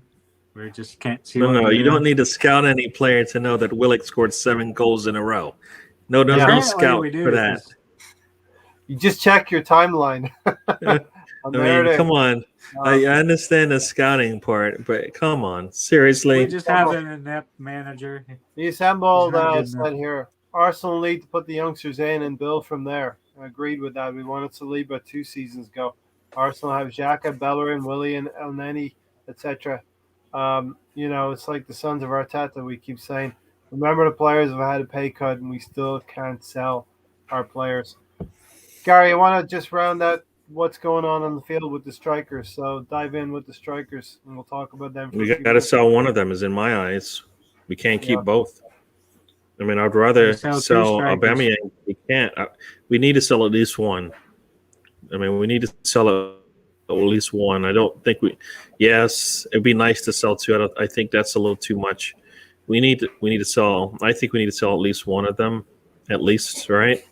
I mean, I'd rather not sell Lacazette because I believe he's worth more to Arsenal. So Aubameyang, unless we do see a lot of fireworks in the transfer market, we're probably going to hold on to both of them because Arsenal is not going to be able to do the right thing. I can see them selling both Aubameyang and Lacazette for dirt cheap, sending money across the table as well, and not getting anything back for it. That's what I would see. I have no trust that they could actually sell those 2 players and get something decent in place to replace them. Because then they'll say, you know what? Then they'll put the bid in late. That they'll think it's a bid like Partey where they can just throw the money in and it closes that day, and it isn't one of those things because it's a Premier League player without the release clause. So I kind of feel like I don't trust that they're going to be able to do that. So we're probably going to keep both of them, but we need to fix everywhere else, right? It's a bit of a mess, isn't it? Why would Aubameyang leave Arsenal and go somewhere else, cut his contract early, and go somewhere else and take a pay cut? It's not going to happen. And like I said earlier, we've done it yet again. We've priced this guy out of the market. There is no one that's going to come in, pay a transfer fee for him, and match the wages that he's on. I just don't see it happening. So we're stuck with Aubameyang. There's no way that I can see him going somewhere and taking a pay cut. Just don't see it. And it's the same with Willian, right? And how do you frame it? You know, someone with Aubameyang, maybe a little bit less, but more so with Willian. How do you go to a club to try and get him interested? How do you start negotiations by saying, well, listen, we made this mistake, and we're hoping that you're going to be able to take this mistake off of our hands. It doesn't work, you know. There's no upside anywhere here. And looking at Aubameyang, I know that they're only friendlies, but someone of Aubameyang's stature in the game, of what he's supposed to be able to do, he should be banging in goals for fun in these pre-season friendlies, when people aren't even really going in for 50-50s, who've got more time and space. And as we've seen, he's been getting into some very good positions, can't put the ball in the back of the net. And there's other times I've seen him where here we are, we're paying him over 300 bags a week, and there he is on the left-hand side, crossing the ball into the penalty area. I mean, that for me, if you're looking at that as the manager, surely you've got to be thinking, that's not right. I need him waiting for these balls to come in. And I honestly believe that when this season starts, the first game against Brentford, it is not going to surprise me if Aubameyang starts on that left-hand side again, so that he can shoehorn that. Exactly. I mean, we're not going to have Saka. We're not going to have Saka. Pepe will play on the right, and I think Aubameyang will have to play on the left, because Martinelli is doing some good things with Brazil in the Olympics as well. So, yeah, we're going to start with Aubameyang on the left, Lacazette through the middle, and Pepe on the right. And I just don't. Just to finish off, I'm at the stage now where I don't believe this is just like a bad run of form. Now it's gone on for too long. Yeah, he could park that season away now and say, okay, let's start afresh. And it's just looked more of the same. He hasn't still got Mineria now, surely. You know, he must be fully, you know, it seems pretty jovial when he sat in the barber's chair. He's all smiley and happy. When he goes away on fucking international duty, he's all smiley and happy. You know, his body language and everything, that big smile that he has. And then you see him run out for Arsenal and he looks so fucking miserable. He looks like he'd rather be anywhere else. He's got the weight of the world on his shoulders. That's not a good sign. I would get it if everywhere else I saw him, he had a face like a smacked arse. He's like, boy, he's obviously depressed. Maybe he needs therapy. But the problem seems to be turning out for Arsenal. He seems happy everywhere else, driving his car, getting his hair cut with his mates, on international duty. Turns out for Arsenal, it's like a bulldog chewing a wasp. Stan, I was just going to say, this is kind of, you could probably relate to this. You got a job that pays your bills, but it makes you unhappy. And then you do something for free, like talk about Arsenal sometimes. Maybe not right now, but sometimes, and it puts a smile on your face, you drink your beer with it. Could be the same thing. Think of it. They are paying him 300, like you said, 300 bags a week. And he is the saddest person on the pitch. He had his worst year. He had his worst year of like the last, 5 or 6, probably 8 years of his career. He had his worst one last season. Like, he should be coming back ready to, like you said, put the ball in the goal every time he touches it. Because guess what? That was not me, right? Most strikers, if he's a striker or a scorer, the mentality is, I get the ball, I score. That's all I do. And you know what? Nobody, just think about it. When he was scoring, everybody said it. I don't care what he doesn't do, because guess what? He puts the ball in the goal. Mm-hmm. And that should be his mentality as well. You know what, Coach? I'm going to try to do what you ask, but just give me the ball and I'll put it in the goal. I'll guarantee you that. You got to have a short memory as a striker as well. You forget the misses, the next one comes along, you take it like Ian Wright used to do. Stan? I don't understand what it is that's making him so miserable. He's the captain of the club, so he's right in the centre of it all. You know, he has people on social media that love him. You know, I think some people are getting a little bit impatient now, but he has had a lot of support. The club have shown that they love him by rewarding him with a huge contract. He agreed to the contract. He didn't have to agree to it. He could have said, you know what, I don't want to be here anymore. I want a fresh challenge somewhere else. But he agreed to the contract. So what is it that he's so miserable about? It's not a case of where he's like, you know, he's got an agent that's constantly on the phone saying, well, you know, you're renewing all these young kids, but what about him? You know, we've done him. We've done what he wanted. We're paying him extremely handsomely. He's the captain. You know, the fucking pitch is a great pitch at the Emirates. You know, I don't understand. What is his fucking problem? The captaincy is going to become an issue, Stan, for Aubameyang. As long as he's captain, he's going to get picked, right? Well, you'd think so, but then again, you know, he knows with Mikel Arteta, right? Remember in the semi-final, we didn't pick him and they were on the bench. Played the ESR as a false nine. You don't know. I mean, yeah, I think he was coming back for injury. He wasn't quite. He was on the bench. At that point. He pulled him. He pulled him in the Euro semis. You needed a goal, one goal, and you're through. He pulled him. You pulled your scorer off the pitch in a game 0-0. You needed a goal, just one goal, and you're through. What kind of mentality? What is the thought process there? What kind of mentality is in Aubameyang's head? You could see it when he got pulled off. He was pissed. But I want that same emotion when he's playing, right? He got pulled in the biggest game of Arsenal's season, and they took him off to put somebody in to do his job, supposedly better than him. What? I'd also say about Lacazette as well that a lot of people are saying, I love the way he plays for this team, the way he works in this team is better than Aubameyang. And I think that if you honestly believe that, then in hindsight, we should never have bought Lacazette. We should have kept Oliver Giroud, because Oliver Giroud plays that style much better than Lacazette. And we remember when we sold Oliver Giroud, people were like, I really like him, but you know, he's not what we need. He's going to take us to that next level, that next step. And Lacazette, he hasn't creamed or smashed Oliver Giroud's output in assists and goals. I think he may have matched Oliver Giroud once in the time that he's been here for goals in the league. So again, that was 50 million that we spent there, and it hasn't really moved us on. Or if anything, we've dropped back. We've finished 8th now. We didn't get a striker that we should have got for 50 million. Let's just say that much. Always 5 or 6 goals short, Tony. The assembled said personally, I don't believe that story. What does Tony get to say on strikers? In a second.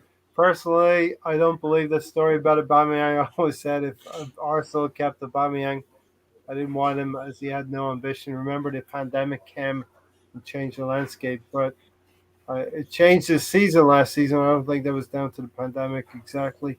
BM Dolphin back is here in the house, so thanks for joining us. LOL, Aubameyang makes as much as Draymond Green. Arsenal can't ever give out big contracts after Ozil and Oba. Tony? Let's start off with Uba's contract. To me, it makes no sense giving him a pay raise. He's already on $225,000 a week with a $45,000 goal bonus. It makes no sense to give him that much money during a pandemic without fans in the stands. To me, all he cares about is money. That's why he's happy off the field. I don't think he cares about winning trophies. I think he'd be happy going to China or one of the Arab leagues in Qatar or Saudi Arabia. I think the best bet for us is to find a team over there in China or Saudi Arabia or one of them, pay 20-30% of his wages, get rid of him. But to start off with the strikers, my first business this summer would have been selling Nketiah, driving the Celtics, spending pretty much the same amount of money, 15 to 22 million pounds. Bring Sam's little love buddy Edouard over. But now Stan has been sweet on him for a couple of seasons now. Yeah, but now with Uba and Lacazette aging, we need to get a young striker. Martinez fits the bill perfectly. I would be okay with Lacazette going as a make weight, but it sounds like he's a go there for them to sell their striker to Chelsea, and we won't end up with Martinez. I would be moving heaven and earth trying to get Martinez. Lacazette would be a good make weight, but to me, we still need 2 strikers. We need one world class and one young talented one, which Edouard fits the bill. Martinez fits the bill on world class with a lot of potential, being 23. And I'd go do that. Okay, let's move on to the next stage. Project Rebuild, Stan, stage 3. I'm going to call it build a team in the manager's image. First 2 stages were stage 1, have a solid foundation defense. So we've done that. Stage 2, team balance, team growth, youth, Emil Smith Rowe, Saka, Tierney, etc. We've implemented the young players into the team not as much as I would like, but we've done it to a certain extent now. What would you say the next stage needs to be this season? What do you want to see this season? For me, it's build a team in the manager's image, whatever that is. This is going to be Arteta's team this season. In the time that he's been here now, I still find it hard to see that we have a particular kind of an identity. There's been a lot of chop and change in the way that we've played. I think that after 18 months, you should be able to take a look and have an understanding of the style that we're trying to play. I mean, I get little things, the formations we go into when we're off the ball and the formations we go into when we're on the ball. But some of it seems quite predictable. I remember we went for that stage where all of a sudden we wanted to put in like more crosses than the Vatican for some reason. Do you know what I mean? We would just start crossing into the box constantly. A White Hart Lane. Yeah. And it was like, okay, is this? And it just looked like we were just trying different things here and there. It didn't look like that we were trying to build a platform on a base. So, I'm still unsure of what Mikel Arteta. I don't even know if Mikel Arteta knows what his starting 11 is. To be honest, I think he's still a little bit so much tired in a couple of positions of what he should be doing. There's a couple of positions I think he's still not settled on, and I think after 18 months he should be. I think he's had enough time, and I think that uncertainty for Mikel Arteta, it's got to permeate through the team, right? They must be able to feel that uncertainty. Do you know what I'm getting about? And that can't help either. If the leadership's uncertain, it's got to be trickling through down to the rest of everybody else. So I'm surprised that he does not know what his best 11 is, and whether is even his best formation. Is it 4-2-1-3? Is it 4-3-3? What is it? Sometimes he starts flirting with 3 at the back. Meanwhile, he's standing on the sidelines barking at everybody until he gets a hoarse throat. So. Yep. We played the biggest game of our season in the semi-final, and it looked like that he just ripped everything up of what they'd been doing and started again with VSR playing as a false 9. Somebody's coined the phrase a month ago. I heard it. Was it it's like jazz tactics, freeform? Do you know what I mean? Like freeform jazz. Everyone's playing a different instrument. And it is a little bit like that. It does feel sometimes acid jazz. It is a little bit. There's the lack of cohesion. So moving forward, I think that we need to start to see an identity, and I think that surely the higher ups that are giving the money, surely they must be scratching their head as well and thinking, what is it that he's trying to do here? Yep. Yeah, and that's what we want to see. And it's going to be a team in Arteta's image. BM Dolphin, are you from the Philadelphia area? I'm kind of from the Philadelphia area as well. Just curious there. Ben Simmons. Reference there. So Gary, what do you think? Weigh in on what you think stage 3 should be. Stan, Drew was told because Arsenal needed to balance the books. I mean, yeah, I forgot what your second stage was, but integrating the young and the youth players. We were sweet on this last year when we thought it was a plan. We thought something was happening after the FA Cup almost a year ago now. Yeah. Well, that's dissipated. So I can see that, but I just feel like it wasn't planned. Like I said way back when, is any of this planned? It might be what you see, but I don't think it was planned. So I think it's just dumb luck that it actually happened. Injuries happened, and then you need to put some players in, and you did, and they kind of excelled, and that's just.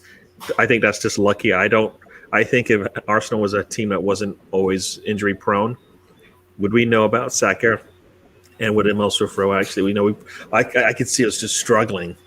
Like it'd be worse now. Just thinking we didn't want to get this lucky because if you looked at Emil Smith Rowe and Saka playing if you look at some of the U18, U23 like video clips, you're like, damn, that's what we want, right? If you look at some of them, that you're looking at it, yeah, that's what we're missing, and now you're seeing it, seeing it now. So I kind of feel like he definitely did stage 2 based on what you have, but I don't think he planned any of that. What his image is, once again, like Stan said, he doesn't know what his 11 is. So how is he even going to create a manager's image of what he thinks his team should look like? He doesn't know from game to game what 11 he wants to play. And you know what? He shouldn't have to change much this season. The only reason why he's changing right now is because of injuries or Euros, right? That's the only reason why. Saka and Gabriel are starters that should be playing and won't start the season most likely. One because of injury and two because of just not match fitness. But otherwise, every other spot should be set. We don't like some of those spots, but they should be set at this point. So if he wants, I think he's going to have like you said, if that midfield is what you're saying it's going to be, That just show. Think about it. Come on, tell me this. All right, the fear is that you might have to play Xhaka and El Neni as your starting midfield, and you can't, and you're not going out there and getting replacements, right? You just witnessed what happens when Tierney gets injured last season. So you went out and you fixed that. Partey is already injured. The season hasn't started, and you haven't fixed that. Like a legitimate person to come in. Maybe Lokonga is that guy, but as Tony said, we need like 5 guys. So throw Basuma, War, anybody in there, and then let's fill that midfield out. And you know what? Take the hit on the sales going out. I don't care. Let them go, because you're wasting the money anyways, right? You're losing. You're going to lose more money as you drop further and further down the table. We should have spent last season. I always thought last season was the best time to go and spend.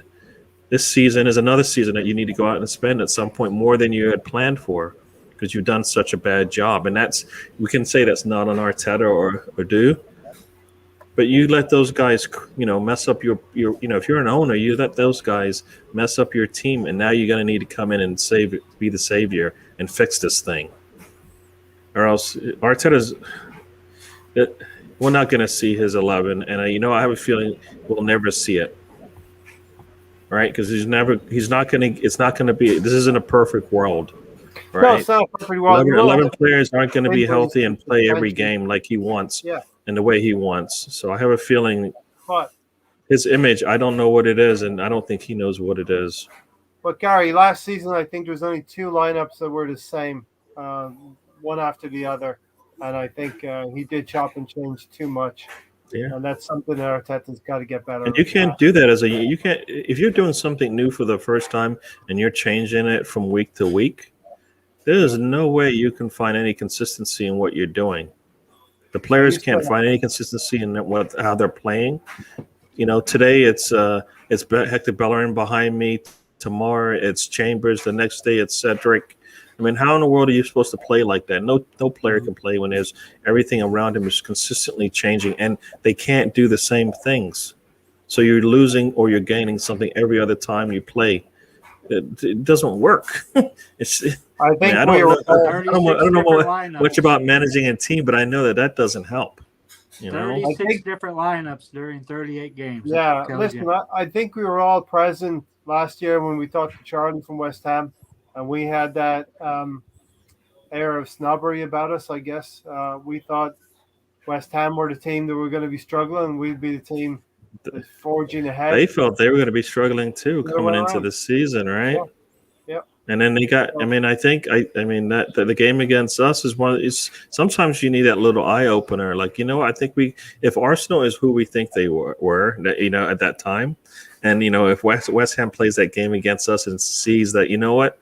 We probably could have got we could have probably got at least a point out of this thing, if not more. Right? One team kind of used that and built on it. Like, Arsenal was supposed to build on the FA Cup, right? And the other team, so some teams build on it and some teams just, relax on their laurels. And guess what? They don't actually play as hard, practice as hard, work as hard as they need to, and that's what you see. And when that needs to be from all 11 guys, right? Every time you come out, I always say get a little better each time, right? We never saw that. Mm-hmm. Well, definitely. The assemble, I can't give you anything here, Ray. Can you come up with anything positive in Where's light your monologue, Ray? of Arsenal? I didn't want to. Not going to do it tonight. What do you mean? I watched the video on Sunday, and you were supposed to do it then, and then you had to cheer up. You had to cheer up the masses in the chat room. Cheer us up, Ray.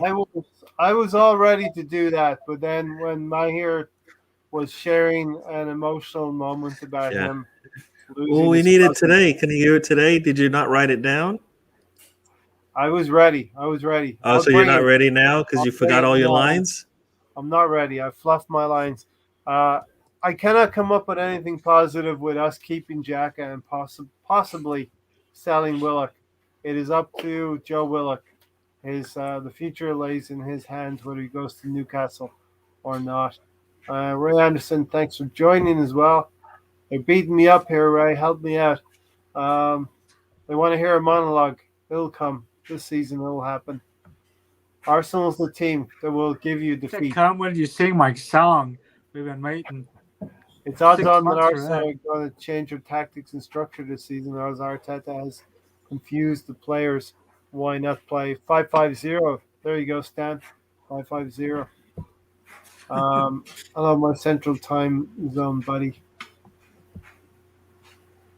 Ray, finally catching you guys after having so much internet issues. So, Rowan's, be prepared for madness. Messi to Arsenal. If only. Man. If only. I stand. Hi, Gary. No, I was just going to say, I don't know if you guys follow James Rowe, but he was saying, you know what, maybe it's time for Messi to go and play for a lesser team and maybe show that, he's still a good player and he can turn things around. And like, then you see like the Messi to Arsenal, you're like, yeah, that's definitely a lower team. Yeah. We're sleeping giants. We're kind of a sleeping. We're a napping giant. Stan, I'm calling it pre-season stage 3. We had the Scotland tour, and then we had the ill-fated US tour behind closed doors. Stage 3, defeat against Chelsea on Sunday, and now this coming Sunday we play Tottenham. There's no such thing as a friendly when it comes to London rivalry, right? No, it's a North London derby. No matter how you try to dress it up. Obviously as well, because it's going to be the last friendly now before the end of the season. I'm sure everybody's going to be fielding the strongest team that they can. So it's quite early over here. I'm undecided whether I'm going to get up at 6 o'clock in the morning. I probably will. Tony Turner, I'm always fashionably late, Tony. We are in a coma, Ray. LOL. Stan, you got players, like you said, you got players who want to start and they've got that competitive edge about them. They're going to put themselves about. It's no coincidence that it was Hudson-Odoi that put that challenge on Partey, player who's not finding himself in the Chelsea team. He needs to impress Tommy Tuchel. Yeah, again, it's another derby, isn't it? Arsenal-Chelsea. I mean, I'm not sure whether you should play teams from the same league during the pre-season. I'm not so sure about that. They are supposed to be kind of like more of building up your fitness and working on things. But it is what it is, right? I mean, the season's going to be starting before we know it. Yep. Before we know it, the first game is going to be here against Brentford. Come what may, what happens on Sunday. We kick our first ball in anger. 8 days away.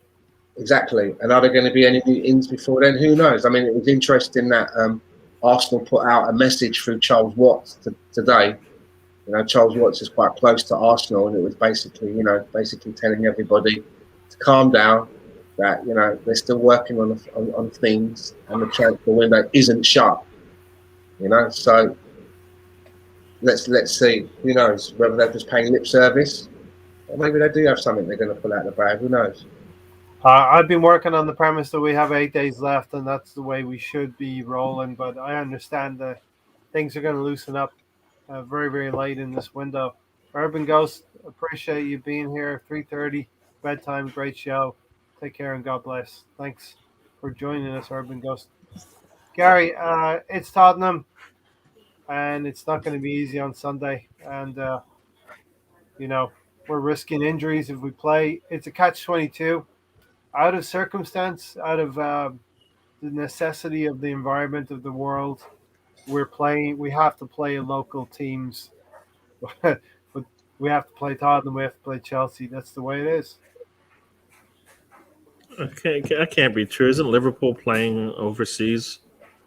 Yes, yeah, they are. So I don't think it's necessary. So it's not necessarily they have to play local. Maybe because we decided we're going to go to the U.S. That kind of threw a monkey wrench into what we're trying to do. But it's a big game. We should come out trying to win it. Like you said, based on just looking at certain players that have come out and gotten injured, we can't afford that going into. We can't afford another injury. So whoever's injury prone probably won't play as much. I expect Tyranny not to have to play. All right, maybe we'll sit him out because we can't afford him getting any kind of injuries going into the first game of the season. Mm-hmm. So I could see him sitting. Will Harry Kane make a surprise comeback to play against Arsenal? Because he always seems to be out against Arsenal, but somehow he always makes it back in just one last time. That wouldn't surprise me if he came back, just come in, score 2 goals, and then left, right? Because he always seems to come back when we don't we at least like him to. So yeah, So I mean, this team I think is a team, right? They're missing their leader and missing the top scorer, their top assist man. So they are, I would say, if they should be in less of a less in a comfortable situation in Arsenal, right? Because they got a new manager coming in and their team is somewhat in flux, right? They've got new players coming in, but they haven't arrived yet. So I kind of feel like we should come in, try to win this match. And you know what? Those players that came out, maybe Willock gets his goal. Pepe does what he does. Milstrufro comes out and they play. We get this thing rolling in the first half, and then we get to sit and watch like Eddie and Kedia come in and kind of try to show that, what he's worth, and Nelson. Maybe get something good out of it for those guys. But we need to come out of this thing. It would be nice if Aubameyang scored. All right? Mm-hmm. We should not be concerned with this team. Yeah. We should come out trying to win this thing. We can do that. And that's the mentality that we have to have from the team. So, yeah, this is a team. These are the games you need to win, regardless of how bad you think you've been playing. Last game of preseason, got to go get a win. Yeah, and this will help those players that are on the fence, whether they're staying or going. And it doesn't matter, if they play well, then they got to go. Especially those. Yeah, what's to say? The Tammy Lynx at first. First he was against it, but now he's not so sure. And I think we have to go and get a striker, Gary. Is Tammy the guy? I don't know. 40 sounds a lot when you've got Stan's player, Odwar there for less. Tony is probably less than 40, right? Or is he around that? Right? So I think there are players out there for either less or younger with more potential and upside to them that they could go and get if they really want to get a striker, right? If that Martinez deal is legit, once again, if they spent 50 on Ben White, 70 for Madison or Martinez shouldn't be an issue, right? Right. It shouldn't be an issue. You go get those players because you can afford 50 on a center back. Yeah, you need attacking mids. You need strikers. You need all that stuff. So, if they told Ben White that there's more business going on, then do the business and get it done so we can move on. Come on. Messi to PSG is almost at here we go. Fabrizio Brownie has announced it. Oh, Fabrizio Brownie, he said it. It's all. It's he's not even going that far. He's just going across the way there. Yeah. I heard that they dropped Tammy to 30. Still too much. If they drop Awar at 50% and we can't even pull the trigger on that, then That 30 makes no just sense at all. then 30 isn't even close to comfortable for Arsenal yet. They got to drop it to 20, even more, because 50% doesn't do it anymore for Arsenal. So I think the situation with us finishing for 2 seasons in 8th place, we're not able to be the first at the table for every player.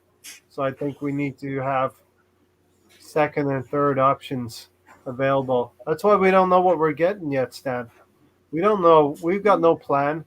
We don't know what we're getting because those players are waiting for better teams than us. Yeah, we are kind of playing it by ear a little bit. I mean, I'm sure that if Tammy Abrahams was an Arsenal player and we were trying to sell him, we'd probably be getting bids of like 15 million. Do you know what I mean? That's what it feels like. Yeah. We're quite happy to go out there and just pay what everybody's asking. I don't know. I mean, it's hard for me to, I was saying the last time I was here, I said that, I like to try and wait until the window's shut so I know exactly what it is that I'm dealing with. But I already know now that I'm going to be dealing with Granit Xhaka and Hector Bellerin. That's now, It's sons of Arteta. I know that. So even if they went and got Messi and Ronaldo and Mbappe, they still got Bellerin and Xhaka, so it doesn't really matter. I just find it hard to be inspired moving forward that a player like Granit Xhaka is still going to be at our club. I'd bought into the fact that he was going, going, and it's going to be it's difficult for me to look at the transfer window any other way now because I just think that's a huge mistake, a huge fuck up, a glaring hole. It's another sticky tape over a hole. I feel like we're in a boat still. The water's coming in, and we've got a little bucket, and we're just still trying to get that. It's that kind of a feeling. Doesn't matter if you bring in a Lautaro and Martinez, And let's wait and see now. Let's wait and see. Come the middle of the season, how many times is Xhaka going to continue to play like he did? That everybody has been raving about. Is he going to be able to do that week in, week out? We shall see. Mm-hmm. Stan, Odegaard or Madison? I think you kind of said earlier we could get 2 for the price of Madison. Yeah, I'd go for Odegaard all day. I've seen him in an Arsenal shirt, coming off of having an injury as well, and coming into the team when he hadn't played for ages. And when it comes to ESR, there was none. It didn't seem to impede him in any way because there were times when they dovetailed together very nicely. So it doesn't have to be an either or. Here's the other thing as well. James Maddison in an interview quite recently said that he's not a number 10. Yeah.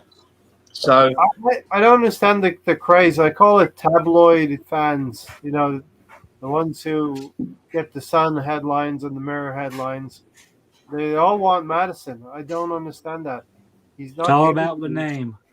He gives you about 10 or 12 goals, assists per season, and he wasn't great last year, and he had injuries as well.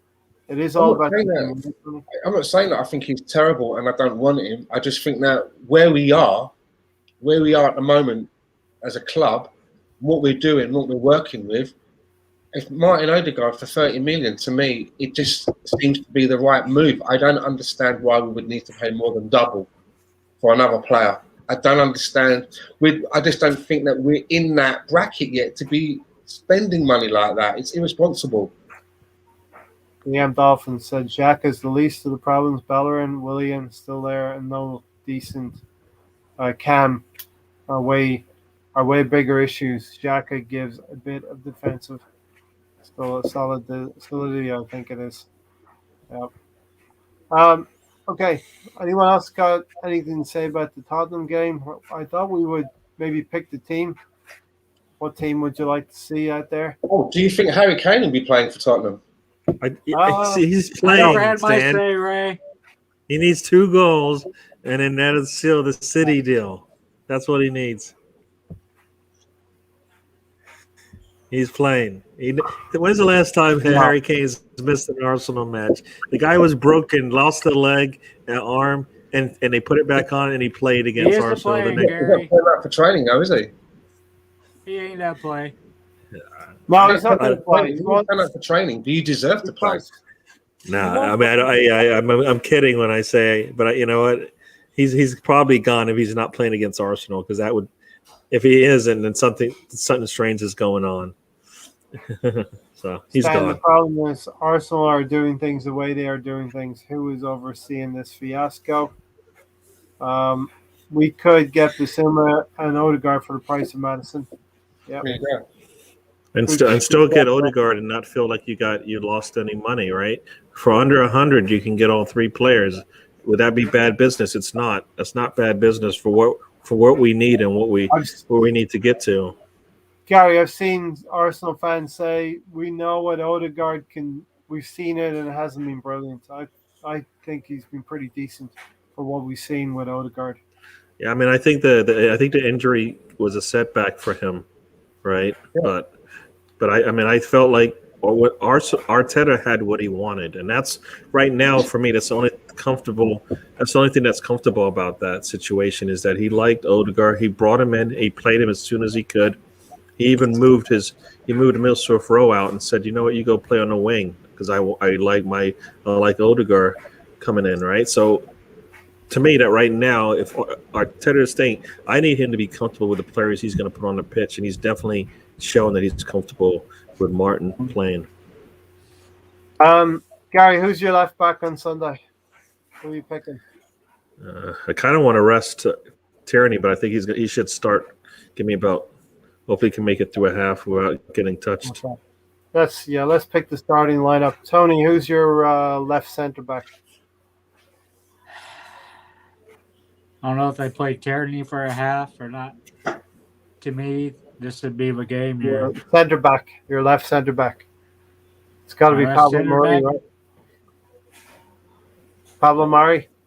And Mari, because Gabriel we have no update when he's supposed to be back or the extent of his injury or anything. That's kind of a big question mark. I'm going to put Ben White in as the other central defender. Stan, would you agree with that? Yep. Ben White? Yeah, Ben White, he has to play, doesn't he? We spent 50 million on him. Can't hide him away. Who's your right back on Sunday? My right back, Chambers. Chambers. Okay. Gary, you going to field Granit Xhaka? Fuck no. I mean, Stan already told us who our starting midfield is, so are we just going to go with our starting midfield, Stan? Has to be. Who else is there? There is no one. Conga? I don't think that. I don't see Mikel being that bold to start a midfield with Lokonga in there starting. I just don't see it. Yeah. He's going to go with what he kind of knows, right? He's very safe like that. So he's going to go. Once again, he's going to go with what he knows, right? So there you go. We know what our midfield is going to look like. No. Tony, is the number 10 going to play in the number 10? No. Come on. Emile Smith-Rowe walks into that team. Come on. Be serious. He should be playing. All right, I'll throw you an easy one. Who's going to be your striker? It would be Lacazette. I don't see, but for some reason I see him playing Uba down the middle, so I'll go with Uba. Don't be mad now if we overrule you, okay? Gary, who's playing right wing? On the right, okay. Oh, that's been Right Pepe, wing. Right? So Pepe. yeah, so Pepe. Sorry, I was thinking the left for a second there, and I was like, I know Saka's out. So yeah, easy one for me, I guess. At Pepe. Okay, there's 11. Leno in goal, Tierney, Mari, White. Let's see what that partnership looks like. Chambers, Granit Xhaka. No. 2.0, Granit Xhaka is in there. No. Elneny, Emil Smith Rowe, and that forward line hasn't been great in previous seasons altogether. Aubameyang, Pepe, and Laka. But we'll see what happens, right? Ray Anderson's put in Tavares in there, and Makanga. Other than that, it's pretty much the same thing. Yeah, I mean, it's once again, Neither he of said Neither of it's those smell of a rebuild to me. Neither of those smell of a rebuild. It's more of it's just what I saw last season, right? More of the same. Right? I'm really conflicted, Stan, because I see half a team that are going places, and I see half a team that's not. And the half that's not is just holding us back, right? Yeah. You know? Yeah. We're going to stick around. We're going to close it out unless people in chats have got a question or two to throw at us. The Assemble said to name Arsenal's teams. Come on, Ray. You'll drag it out another 15, 20 minutes. You're the one that likes to do that, not me. I have 2 hours in my contract. We don't know the squad or formation. Arteta has proven to predict the mind of an idiot. Makes you stupid as no one knows an idiot's next move. Well, I actually got quite good at it toward the end of last season, the Assembled. So I don't know what that says about me. Yeah, we did pretty good on our pre-games, figuring out what the fuck Arteta was doing with the lineup. We were able to dial into Arteta stand. It was quite scary. yeah. Yeah, Well, I mean, Dan looks like he's avoiding protection against staying out of the light. What's that? Said you look like you're in witness protection, staying out of the light. South America.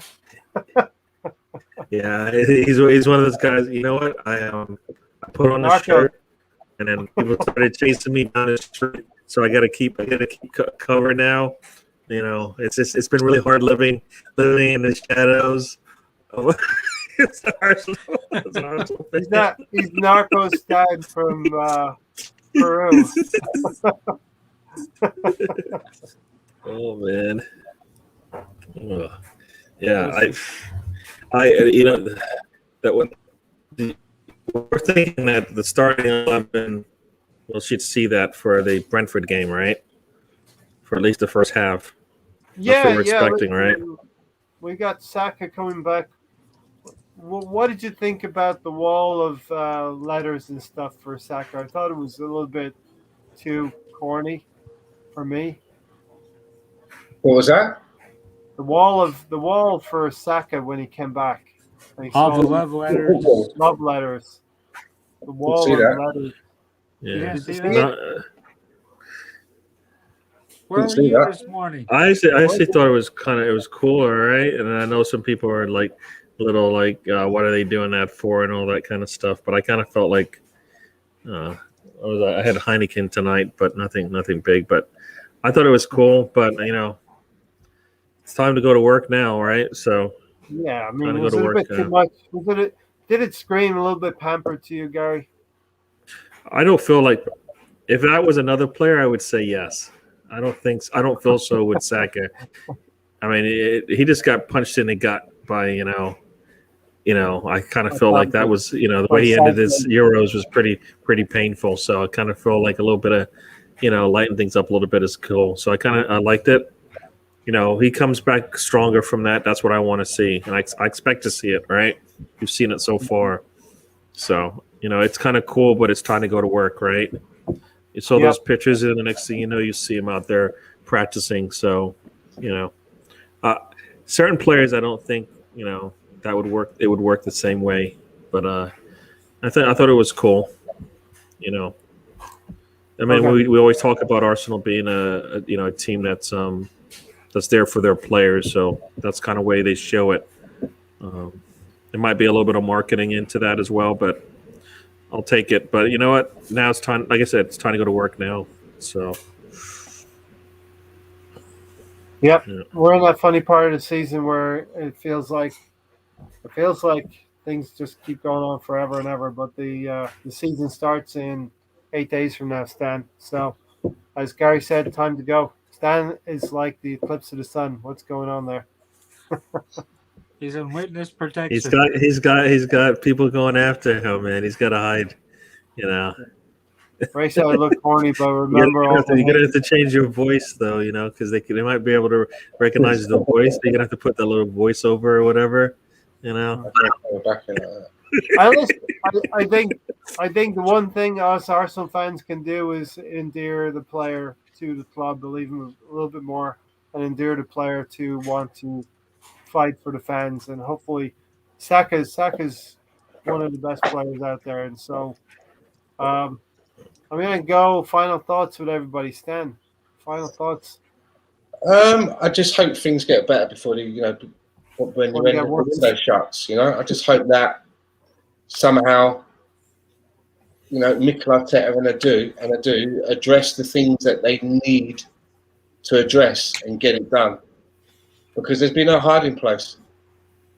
Because my decision is going to be made before the next transfer window. They're not getting another transfer window from me. They've been in that 18 months now. Yeah, Everybody else is in the same boat. You've got to sink or swim. it's their team. My biggest worry is that there's so many people that we need to get rid of, and we've not moved them out. And I honestly believe it's because we priced a lot of these people out of the market. People don't want to pay these wages for them. They're not worth it.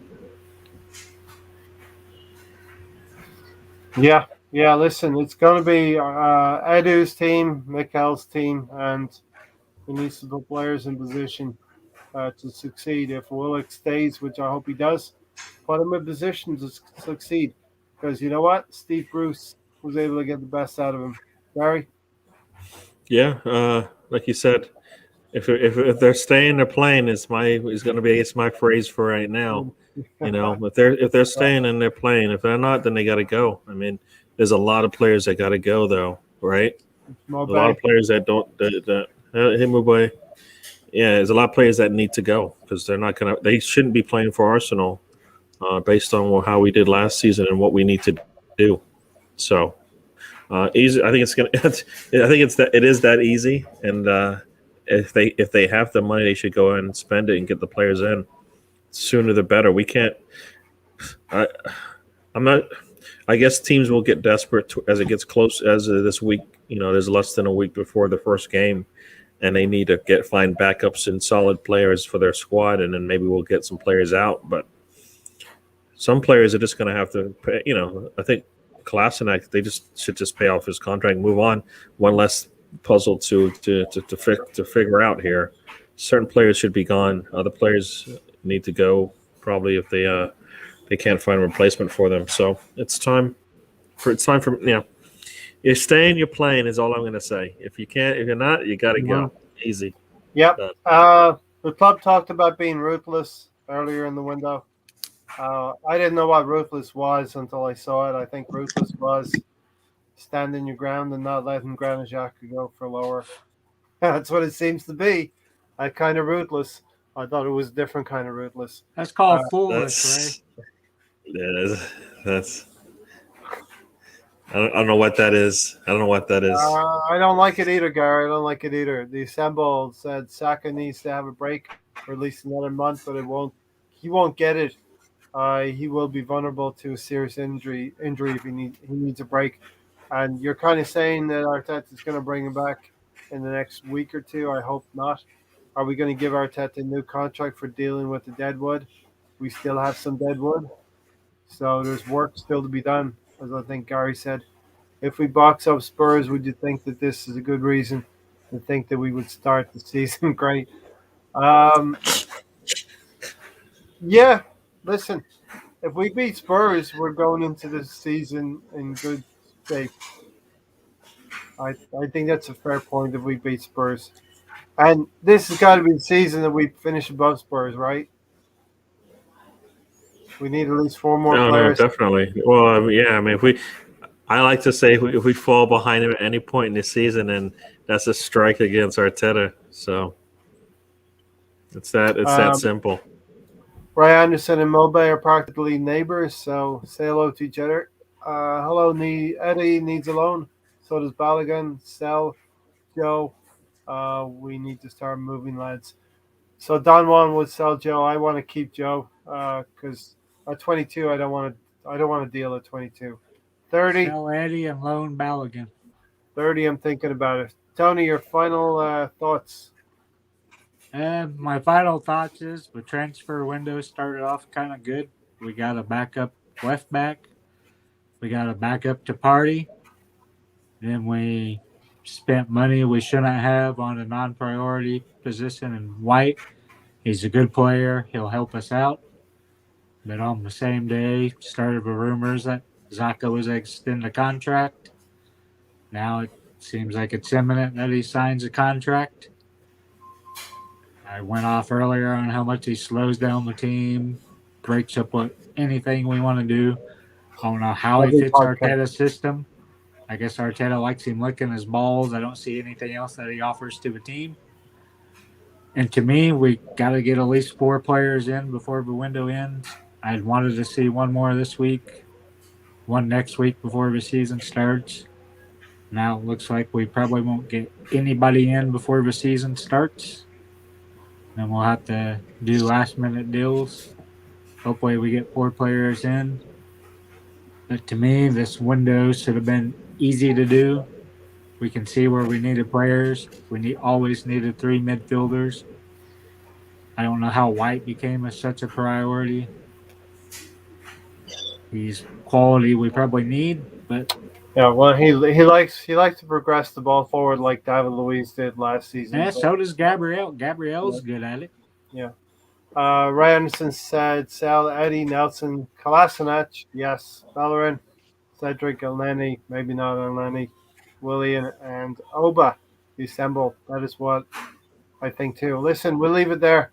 We could go on, but like Arsenal, we got to draw a line somewhere. Thanks for watching, everybody who has watched it on the live. Everyone who will watch it, slap a Sorry like. if we get canceled after my Zaka rant. Slap a like in the video. And Tony, thanks for joining. Say good night, Tony. Good night, Tony. Gary, on vacation. Thanks for joining. Thanks for stepping in. Lobster man. Yes. One more lobster, and then I'm done. But yeah, I'll see you guys back on Sunday. I'll be back in the usual location. It's been a good trip. Got what I need to do. Being right back. Yeah, Good. Definitely. it's good to. I was away because I was dropping my daughter off. She's starting her new life and career in a new state. So that's a plus. Big Gary's our Arsenal main man tonight. So It's exciting for her as well. Stan, thanks for coming in as well, Stan. Always welcome. Thanks for having me on, and let's just hope at least we can get something out of that Spurs game. So at least we can go into the season with some kind of a good feeling, right? Let's not go in there on the back of a loss. Let's at least try and get a win over the Spuds and just take it from there. Question: does anyone believe that Arsenal are ready for the new season? No. Fuck no. No. No, we're not ready. And I'd like to think there's 8 days left in the window, but there's actually a lot more than that, 26 days. And Arsenal will take it right down to the line, just like we're doing right now. Good night, Chad and Pound. Thanks 26 days, Ray. Good stuff, folks. All right, we will see you Sunday. Like I said, thanks to the panel for joining. And, we move on. We'll see what happens. We're not going to judge this window until the end of the month. And hopefully we're smiling a little bit more than we are right now by then. Thanks, everyone. Take care. Be safe out there.